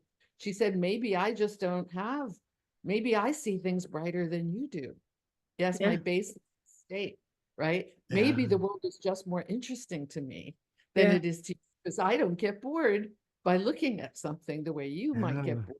This is so interesting. So interesting. Super fascinating. So I have no idea how the self is created then. No. Well, her feeling, so this is, I think, what it is, and this is where I want your opinion. Yeah. It's taking internal sensations. Yeah. So she's propriocepting. And then she's interpreting that as a me because she's attaching the story to it, making it an emotion, and then making it a me. Yeah. So it's the feeling of just the baby, like walking down, learn how the baby learns to walk. Is it propriocepts that this body will fall if the foot goes right or left, right? And she's developing the belief system that that's a me without any picture or dialogue associated with it. So she always calls me a feeling. Yeah. I get that. Yeah, I get that too. Yeah. I had a session with somebody yesterday and they were saying that, they can meditate and they can do things where they become very spacious and out there and expansive, but then it all contracts back into this little box. And I'm like, okay, so, how do we feel this sense of a box? Like, how do we know it's there? And some of it is in the visual field, because I asked them, if you're looking sort of tunnelly forward, we have this kind of idea, like if we're focused out, our visual field seems kind of smaller and more focused. But if you go to the periphery on the sides and also the top and bottom, all of a sudden that starts to expand our feeling of boxiness, or that locality that we have. So then I said, the physical sensations. Do you notice the physical sensations that are contributing to this feeling of location? And they said, yeah, it's, there's more, like, it's almost like blood flow to the face and to the chest. And that's what gives this sense of pronounced being contracted. And I said, well, when somebody first introduced you to inquiry and asked you to recognize the hallmarks of the self, the things that felt like a self, why did you pick those as the ones that you deem to be the self? And they're like, yeah, really good question. Like, no idea. Like, we assume that those are the signifiers of a self, but we don't actually know. We have no proof. It's like, it's something that is there so prevalent, and it seems to be engaged the more we like focus on things that give us that feeling of like directed intentional focusing. We feel this sort of tension contracting in areas. And I think it's like this combination of that and, like you said, the proprioception and just that feeling of bodily movement that seems to give us that false sensation of volition and location that has just been so uninvestigated our entire life, that's just the assumption that that's me. That's me. Yeah. It's so fascinating. And also, it's not stable. It changes all the time. The Yeah. sense Completely. of me is, that's why the upper fetters are so fascinating, because you've seen through the idea and belief of me, and yet there's identification with these such subtle cues, like you're asking Amy, okay, the world is flat. Well, who's noticing the world is flat? Or where is that person or that idea or that entity that notices the world is flat? Yeah. And if you have no visual and you have no auditory, you can still position yourself as a point of view. And how to do that, it's just fascinating. Anyway, so I'm gonna I want to interview this woman, but Absolutely. I want to get her with you guys too, in a way. I want to get all the right questions assembled so we can get underneath it, because she's like an experimental case where you're eliminating the two prominent senses. Yeah. Right. I'm 100% up for that. Yeah, me too. Me too. Do a group interview with her. Okay. Yeah, 100% Yeah, on board with that. I that think that was would so interesting. Yeah, I would love that. Thank you for bringing that up, because that would be Anyway, sorry. Super fascinating. Yeah. That's the latest geeking thing I've been doing. That's amazing. That's amazing. And super fascinating. Yeah. And I have to say, it was the funniest thing when you came on and you were stroking the cat's tail. I didn't see it as a cat's tail at first. It looked like you were one of those bad AI videos where you just had too many fingers coming and disappearing back into a hand. And it was like so confusing for a minute. I'm like, what am I seeing? It's so strange. I'm like, oh, I think there's a cat attached to that. Right, but you had to have the thought about a cat because you knew I had one. Completely, yeah, because it was just this much that looked like this extra finger that just kind of kept appearing and then going back into a hand. It was like, but that is actually a really good example of what we talked about previously. That the moment you start to see through thought and you do not accept thought to be truth anymore, you start to see through all the things that the brain just puts in as truth. Yeah. That must be something else. It can't be Lila's finger. She's not AI, but you notice it because you have slowed down and zoomed in. It was like yesterday, it was dark outside and we turned the light on, and then I saw a movement. And first I thought it was a fox, a Danish fox. Then I knew it can't be a fox, obviously. Well, then I thought it was a dog. It can't be a Danish fox. It can't be a Danish fox. It could be an American fox. Then I thought then it must be a dog. And then I was like, it doesn't fit with a dog. Oh, it must be a coyote. But those thoughts went so quick, and that little animal was morphing for every time my brain tried to see something else until it landed on coyote. Okay, it's a coyote. It's so funny when you really become aware how much the brain does not know shit. It's grasping at straws. Oh, Lila, she's AI, you know? It's completely grasping. Completely. Yeah. Yeah. Yeah. It's so funny. Interesting. Yeah. So thank you for that. Thank you. Thank you. So good seeing you again. Anna. And Spotlight. Hello. Hello. How goes it? I just heard you mention it, so I wanted to ask to clarify this because I heard many people talking about that, but I'm not sure if everyone goes through this experience of flatness like that 2D and that screen. And is that for everyone? And is that like an indication of Feather 6? Or is that visual field can shift in different ways as well? And also, once that flatness and 2D and everything's here, does that goes back into Yeah, perspective? I don't think we all experience everything the same way. I know that some people say that there's like hallmarks and you have to experience this, otherwise you have not experienced it correctly. I don't believe that we are like that. I believe we're so different. And I believe the experience of flatness can vary from person to person.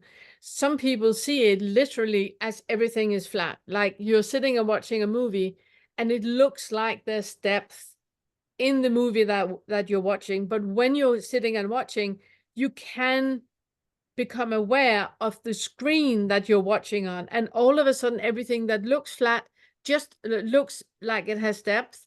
It just looks like it has depth. It doesn't have the depth anymore. For some people, the 6 feather feels like that you can walk in and out of it, that I can look at the wall right now and now I see dimensions, but now it's just flat. Now it's just like a screen. It could just as well be a movie screen I'm looking at. So you can walk in and out of it. For some, I had a brain injury at some point, and for 4 years, 5 years, everything was 2-dimensional. I could not see depth because that part of the brain was injured. So for some people, it's like that all the time, or it stays for longer. But I don't believe that all of us have the same experience. I actually, my inclination with all of this is that because people will ask too, like, why does seeing in 2 dimensions, what does that have anything to do with awakening? Like, it seems like a silly kind of thing. And really my inclination is that going for a moment to the scientific kind of explanation, right? A lot of the brain regions which seem to be correlated with creating a sense of self also seem to be the ones which are related to creating our sense of depth and our sense of perspective and our placement in the world. So when those are deregulated, like the default mode network, for instance, when people do a lot of meditation, they have insights, it tends to be turned down. You tend to have these kind of experiences. So if that scientific basis is true, that is one possible explanation for why things are the way they are. I think taking it outside of the scientific realm, when people have these awakening experiences, a lot of times they will come with those kind of hallmarks where all of a sudden I have disappeared, everything looks different, it looks flatter, or it looks like all the objects are suddenly looking at me. All of these different experiences are there. And I think what we're actually doing when we are pointing directly to a 6 fetter experience of how to see the world 2-dimensionally, or how to turn around that sense of perspective, is effectively reverse engineering ourselves into awakening. It's like we're walking our way back to, right now it feels like I'm a little located self. I'm here, the wall is there. Okay, so we start from that point, and then we say, can you see how we can sort of open things up and expand things and see the world coming closer and change that? And in changing that sense, it starts to change the way that we feel about ourselves here, located at this one spot in the world. And we're effectively undoing that binding of selfing or witnessing from the opposite direction. We're kind of reverse engineering our way into it.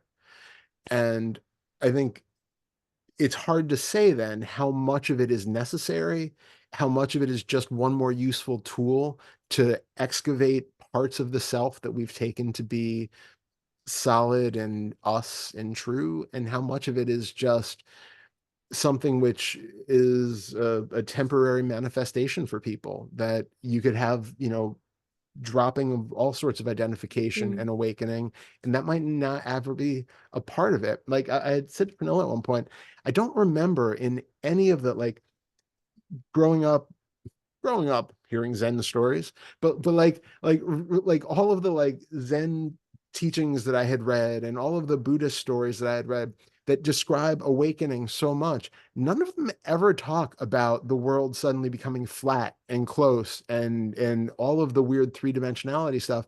And it's like, was that just not experienced, or was that a further thing beyond the initial Kensho that they're talking about? Like, we don't really know, but it's interesting that some traditions put a lot of stock on this collapsing of the visual field and this field of three-dimensionality and the auditory field. And some of it make no mention of it whatsoever on the awakening path. So I do also think there's something about that when you really become aware, like we talked about previously, that when you really become aware that what the mind perceives is not reality, it's just what the mind perceives. It just puts you in a position where you no longer believe anything you see, hear, smell, taste, and touch. Yeah. You have a healthy, critical experience of it, not absolutely sure what it is you're seeing, hearing, smelling, tasting, touching. And then suddenly you can turn your eyes and everything is just, you know, seen behind the eyes. It's no longer out there. Yeah. It's like you experience the circuitry in the brain going, and then you see your sofa in here. It's not there. It just becomes like clear somehow that whatever the brain thinks it perceives, it's just what the brain thinks it perceives. Is not what is actually there. It's just because, you know, like I heard like people saying this 2D and this flatness and all this, and then also I heard Angela saying, you know, it's not for everyone. So and then because this like boundaries are kind of thinning out. In my case, it feels like all senses like blending into one experience. Yeah. Like it's like a visual field is just like body is a visual field, and body is sensation, and visual field is sensation, and sound is sensation, and sound is body sensation, and taste is the same place. Everything is just like here. Everything is like one, like that way. And sometimes something moving, and it just like feels like through me, and everything is happening like within me, even, you know, like you can't find boundaries where this me ends. So that's why I'm just like, have you have you done the exercises in the 6 Fetter where, for example, if you look at something in front of you right now, it goes for everybody here. If you look at something that's in front of you right now, I look at a speaker, for example, and it looks like, the moment I look at it, I see that is a speaker. My brain is putting a label on saying that is a speaker. And my brain knows what a speaker looks like. So now I'm making that into what my brain thinks a speaker looks like. But if I really look more into it, I start to see things that my brain forgot actually could be on a speaker. So, for example, we were sitting outside in the garden the other day, and we were looking at the leaves, and we could see the cloud between the leaves and the branches. And suddenly the clouds was not behind the leaves and the branches. It was a part of the leaves and the branches. Because when you no longer have the brain telling you that the clouds are behind, there's nothing that makes it not part of. So, for example, if you look at the thing in front of you, if you look at all the things around the thing you looked at, like Todd was pointing to before, with that we have this sense of self of this is where I look. If you look at the periphery instead, then suddenly that is kind of like flat part of what you were looking at. That is difficult to explain. Can I try, Pernille? Can I try? You know, like if I'm looking like this, Yeah. boxed way, and it's very like focused way of vision, like on very contrast. Yeah. Yeah. But if there is a wee bit of relaxation, it's kind of not, it's not blurry, but it's kind of like blurs into one. Yeah. There's like dimension. It's not like there is no dimension, but it's kind of like, Yeah, exactly. yeah. Exactly. And you know, like, it's like things are on top of each other, but it's not like flat completely. That Yeah. type of, and it's blurs, like it's not even blurry, it's not the right word, but it's like soft, like picture softens kind of, and that's like, it's just one visual perception. Yeah. Yeah, and like you can think that is TV, that is clock, that is this, that is that, but without thinking, it's just like Everything is flat. It's Yeah, like, it's like all of us sitting and looking at you. Everything that we look at is completely flat. It's just the mind that makes it look like the pillow is behind you. But if all of you look at Anna right now, and then that gestalt that the brain does that makes the pillow behind Anna, remove that gestalt. The pillow is not bigger than what you can see. And the thing you can see sticking up to the other side, that's actually Anna's ear that is sticking up. Has a little gray ear. There's a sticking little out of gray her ear hair. sticking up there. So everything we look at when we look at Anna is completely flat. She's not sitting in front of the sofa. That part that looks like a sofa she's sitting on, if you remove the gestalt, it's something that is part of her shirt. You see what I mean? yeah. So That you can, instead of believing the gestalts that the brain keeps creating, then do not take it as truth. Another way I would say, just before we leave that, and while we're all still staring at Anna, is notice that there is nothing in that visual field, in that whole image on the screen, that is made of a different substance or a different material than anything else, right? So what we take to be the face and hair and pillow and metal lamppost and wall and all of that, the mind has to add all of that, all of the texture, all of the assumptions of what this might feel like and that might feel like, and what the texture is and what material it might be made of. In the visual field, absolutely everything is made of that same unspeakable, indefinable substance. same as taste and same as sound and same as body sensations and same as feeling like a yam or presence, whatever this is, same as even the thought is the same substance as no substance. Exactly. Precisely. Is that Gilstad? That's what you were saying. Is that what one day when I was walking and there just my mind just went like, oh, I never actually experienced that roundness of the body or roundness of a tree or a depth of a water. It's just like anywhere I looked, I was just like, oh my gosh, there was something about hearing. Oh, my ears. You don't experience ears. Yeah. And things like that. That's when the brain just like looked around and just like noticed itself how much it's adding, everything adding. Yeah. Yes. Because I remember when I came home and I'm looking out in the house and I can see there's staircases and rooms divided and like internal walls and all house shape here. And you know, like I can see what cushions it's filled with, and like there is a box sitting there. I never even looked in that box, but I know exactly what is there in that box. That's a girl stuff, right? Exactly. Yeah. Completely. Okay. Thank you. Filling in of anything that we can't physically see with our eyes or know with our raw experience. We're putting that in with the mind. We're filling in the gaps. Yeah. I remember when I was walking, was passing the water, and I noticed, oh, like there is that look goes into the water, and it's like approximately calculating the depths of it, and it even knew it's wet, and it's even knew a temperature of the water. Yeah, exactly. Exactly. Yep. Yeah. The mind is a wonderfully creative organ.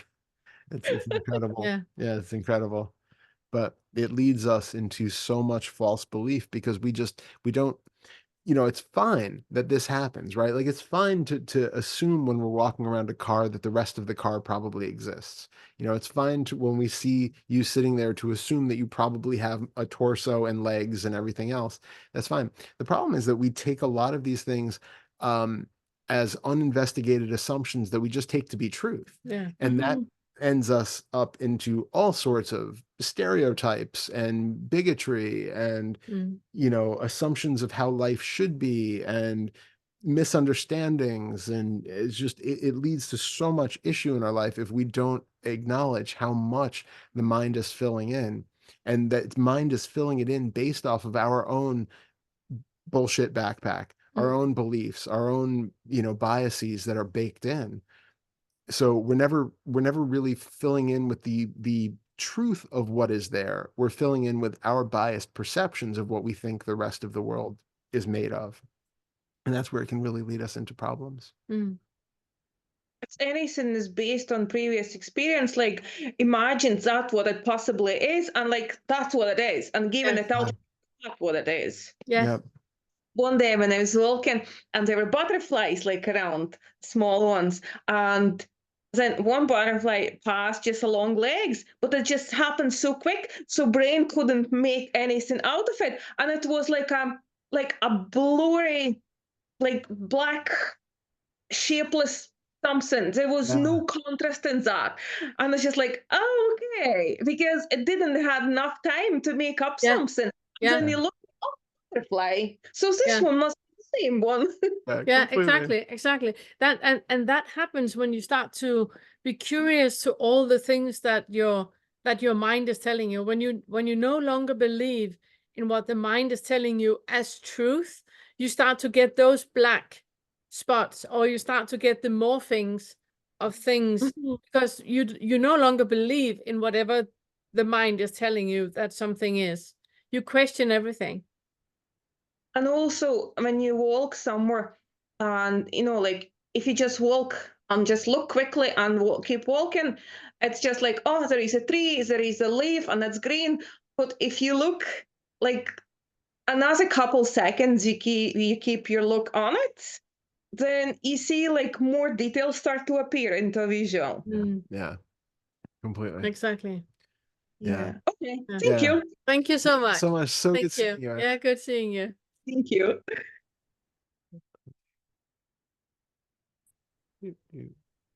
And we got Debbie. Hey, Deb.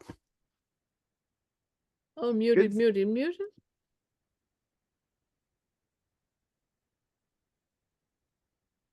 Oh no, we're theme of the day. Let me see. I'm gonna ask you to unmute. Oh, there we go. Okay. It's so funny. Something about the attire and the field behind you. I just feel like you're golfing. Like, I know, right? It's a big field, right? It's a hay field, just, actually. But it's like we caught you on the links. I never held a club in my life. What was it, Thoreau who said it was a way to ruin a good walk, or somebody, one of those guys? Completely. That's great. How are you? I'm going to take a step back and bring us like back to the foundational triangle, I guess. But so here's the thing, so the feeling is this longing for connection, and I know like feelings are like sensations and thoughts, it like this undercurrent of loneliness. I find that I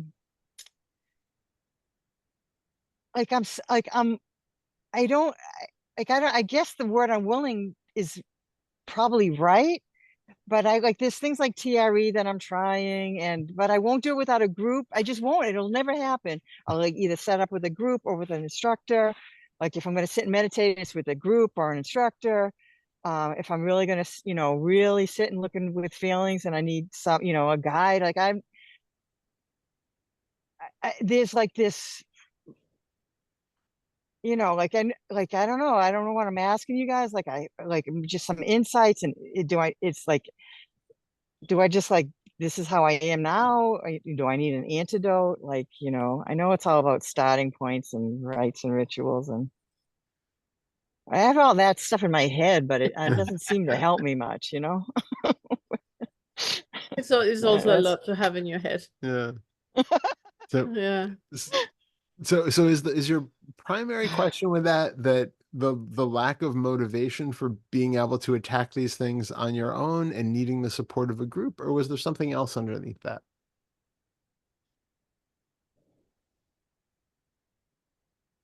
Yeah, so there's it's sort of like the twofold, like, okay, so do I just let this be and accept this as what, because I don't actually feel like I have much other choice.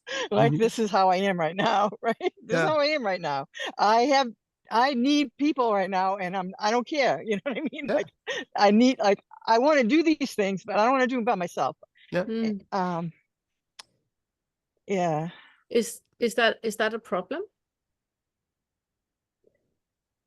Because yeah, no, I don't mean like it's only really a problem if you want something else.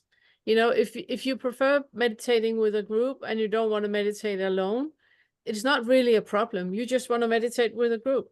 And if you want to do GIE with a group, you don't want to do it alone, it's not really a problem. You just want to do it with a group.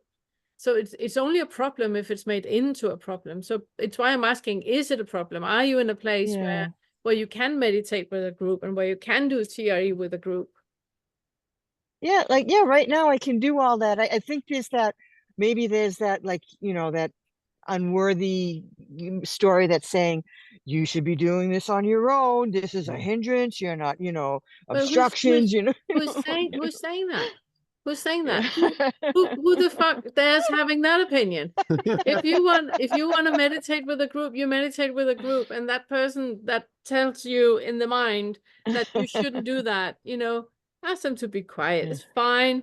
I'm fine meditating in a group. I'm fine doing TRE in a group. Who are you to know that I should do anything else? Right. So don't look for problems. This is what's happening right now. If you want to meditate in a group and have TRE in a group, that's what it is. No issue. All right. That's cool. I'll run with that. Out of curiosity, because again, I agree wholeheartedly 100% with that. But just as a, interesting point of investigation for you, just to see if there is it because you're afraid of what's coming up when you do those things alone and you feel like you're more safe even having a virtual community around for support if something comes up that you're not able to handle? Yeah, and it's not that I can't handle it. Like I did TRE like once by myself, and like all this fear came up and I started crying, and no idea why. Like no stories, no nothing. But I was like, okay, that's it. I'm stopping it. And so there is that facet. Like I could handle it and it passed, and that was that, and something was processed probably. But yeah, I had no desire to do that again. I haven't done it since by myself. Yeah.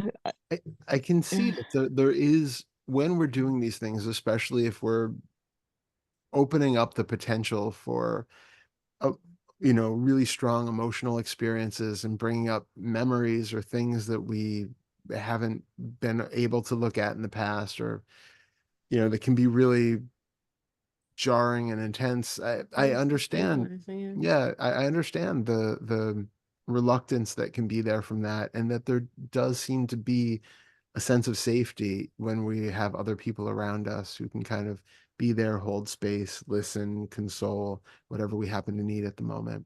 And there's, again, as Pernille said, absolutely nothing wrong with that. It is intense work. and it's okay to honor the intensity of the work and not try to be, well, I need to be the strong big guy, there's and allow no myself. point in that. No.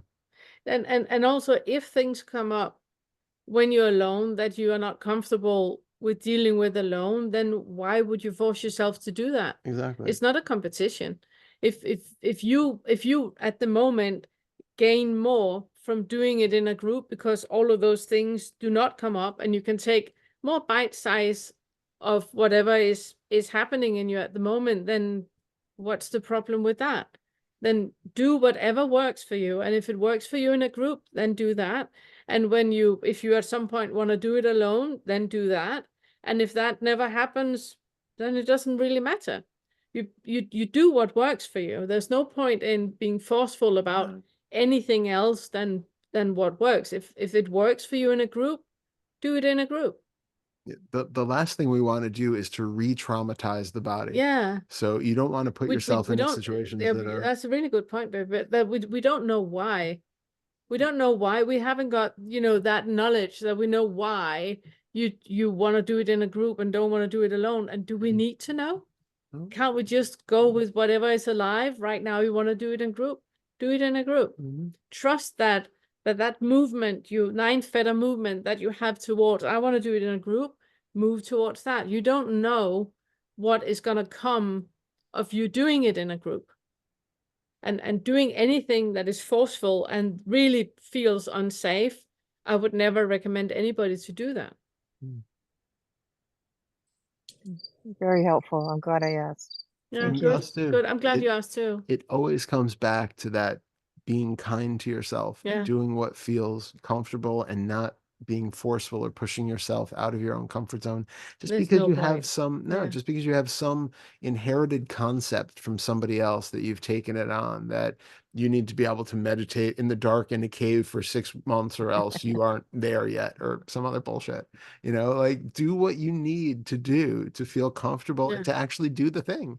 Because if it's that you're either going to do it in a group or you're not going to do it at all, you're much better off doing it in a group, right? So it's okay. It's absolutely okay. I know somebody who can't do anything in groups because the moment she has a time that she needs to show up and do it, it's not going to happen. So she meditates much, much better on her own because there's no time. She can do it whenever it suits her. And she had exactly the same question, but the opposite. Should I force myself to be? And my answer was exactly the same, but opposite. Nope, never ever be forceful about anything. Whatever works for you, works for you. We have no idea why, but it does. Do that. Yeah, that's cool. That's nice. I like that. Yeah. Very democratic. Kindness is always the way. It is. Yeah. Now right, back thank to, you very much. back to golfing. Back to golf. Okay. Thank you. Thank you. So good seeing you, seeing you, Debbie. Okay, and then we have Sis. And I think Sis is the last one because you have a session. You have sessions. Hey, Sis. Hello, It's Sis. been a while. Hi. Good seeing you. Nice haircut. Yeah, it's so good to be with you again. Yeah. Likewise. My goodness, so much has happened this morning. I mean, I'm not even sure what's going to come out of this mouth because with each person, a lot with Leela talking about the subtleties of self that's left, and that's, the mystery of that and the curiosity of that has been very much this whole month. What's been going on in relationship with the 6th fetter and the 7th fetter. And then Anna's question has been on my mind too. And so much of what's been going on has kind of come together now this morning. So as I said, I'm not quite sure how to say it, but I think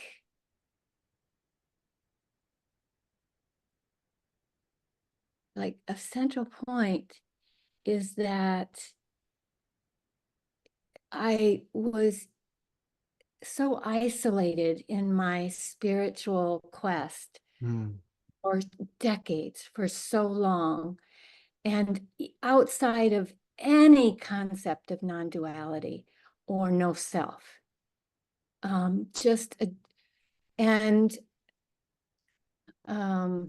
want to be efficient here for the time.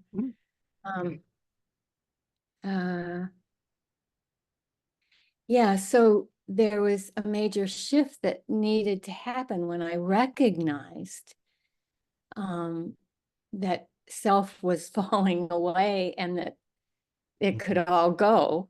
Yeah. I mean, that's a huge shift. Yeah. To know that more and more and more self can go. And the search had started with what I most wanted was wisdom. So, I mean, that's a big, and what I am recognizing in this subtle self is that, and with the 6th and 7th fetter, that Pernille just said about losing your faith in what you see, and how very gradual and constant that has been for so long, and was labeled wisdom. You know, it wasn't labeled 6th fetter. Yeah. Yeah. And it was outside of no self. So there was a subtle, I mean, this kind of feels kind of big. There was this subtle, it relates to what Amy was saying, this subtle sense that someone here was recognizing that. Yeah. You know, instead of no one was recognizing it. And the openness of no one has ever been dropping no self, you know? And just like about a week ago, when I was in a TR session and I recognized a pattern of body contraction, there was this, like, I guess a thought, but it didn't feel like a thought. It just thought, and I would have called it wisdom probably 30 years ago, you know, just this realization, there is no trauma. I mean, I don't want to upset people that what happened didn't happen, or, you know, but that there's no trauma because there was no one to be traumatized. There is energy, and somehow, you know, fascinated with the new science of fascia and, you know, the memory of water and water. I mean, the body remembers or knows or something, the mystery of that.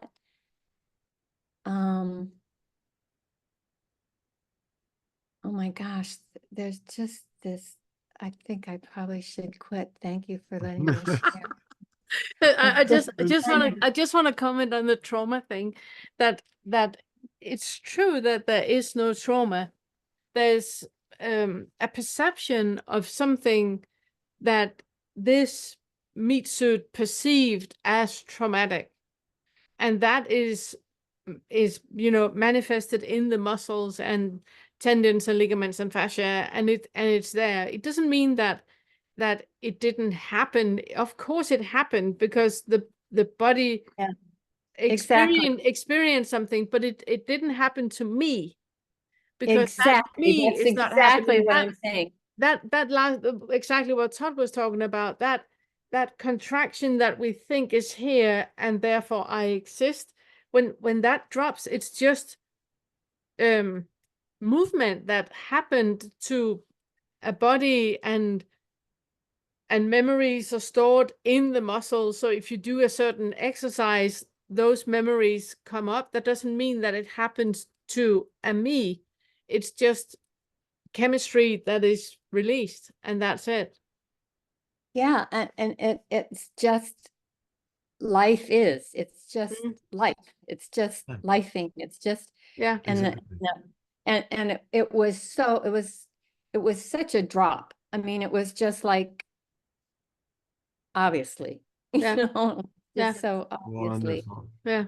And just that, and also about, you know, how do we have a sense of self, like self, that what we contribute, how we contribute the happenings and circumstances and so on, where we attribute that to, or what we attribute that to, you know, the insights and what we attribute that to, and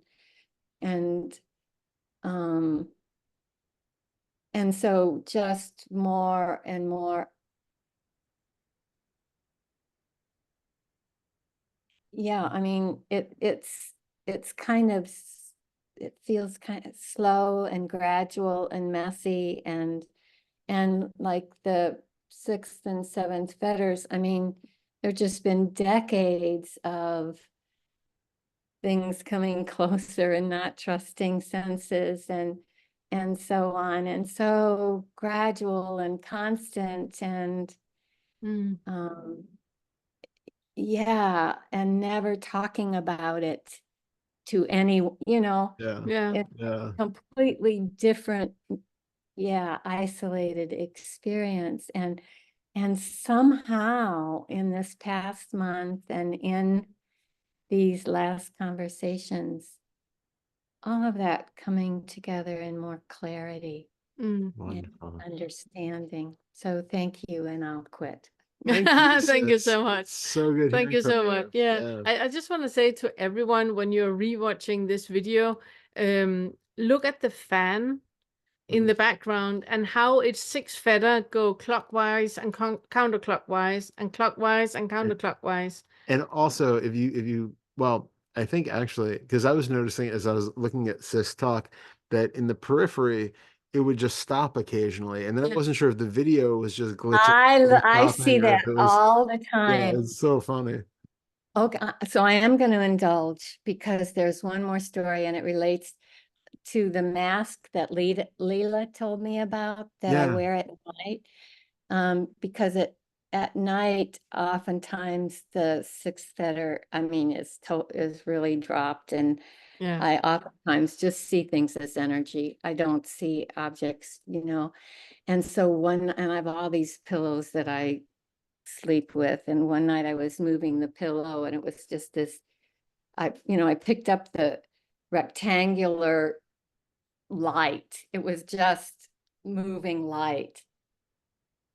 And then all of a sudden I realized, because this mask, you can have your eyes open. Yeah. I realized I had the black mask on.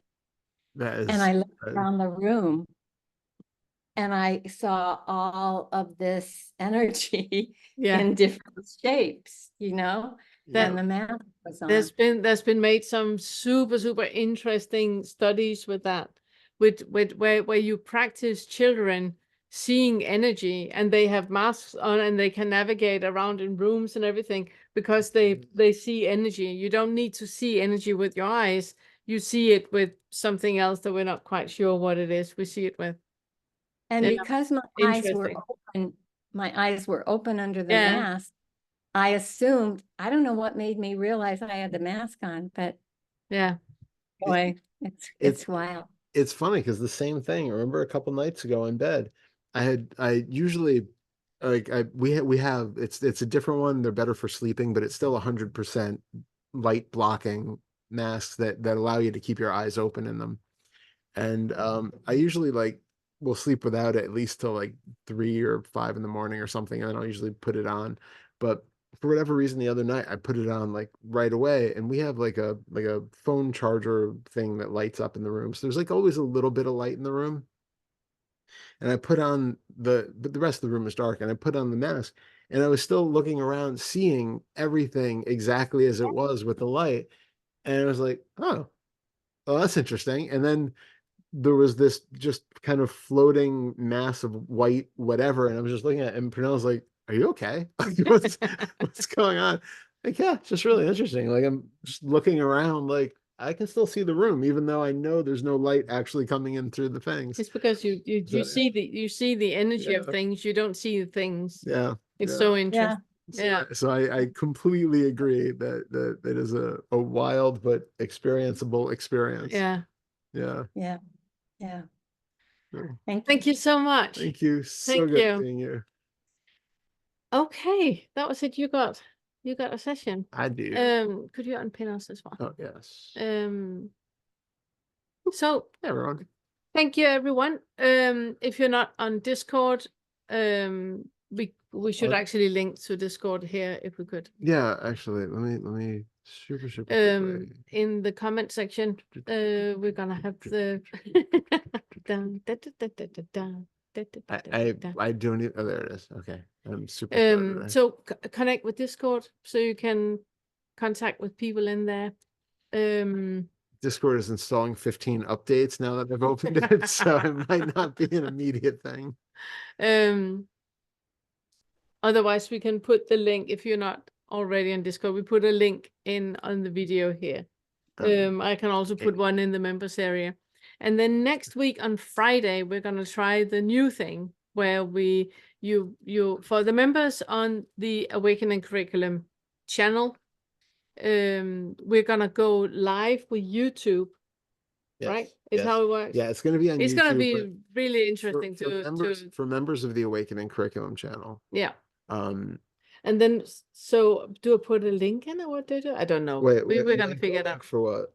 For the Q&A? I don't think so, because I don't think you can do that. I don't think you can make a link ahead of time. I think it's just going to be when you go on, it's going to show like there will probably be one of those like upcoming things, because we'll set the meeting up ahead of time. Yeah. So you'll get like, if you go on YouTube, you should get like a notification, and or if you go to the Awakening Curriculum channel, it'll say like meeting upcoming in an hour or something like that. And then you just it's up there, yeah. Okay, here we go. Copy. And then you should just be able to click on it and watch it like a, premiered video thingy. And if you can participate and you have questions, then just ask the questions. And if you can't participate and you have questions, then just make sure that you write us the questions beforehand. Yep. And then we're gonna answer questions. And then we're gonna try that format out and see if it works. It might not work at all. If it doesn't, then we stop it. But it's just to try something else. We're trying everything on like a little hat. We are. And I posted the Discord link in the chat if you don't already have it. That Discord link will expire in, I set it to never expire, so that means it'll expire in probably 3 to 7 days. Yeah. So yeah, that's never in Discord land. Yep. All right. Thank you so much. Pleasure. Thank you, everyone. So nice. For being here. So nice seeing all of you. So nice seeing all of you. So grateful that you're here. It's good to be back. Yeah. It's good. It's really nice. Really grateful. Sending lots of love. And, so yeah, you and yours. Yep. We'll see you again soon. Bye. Bye.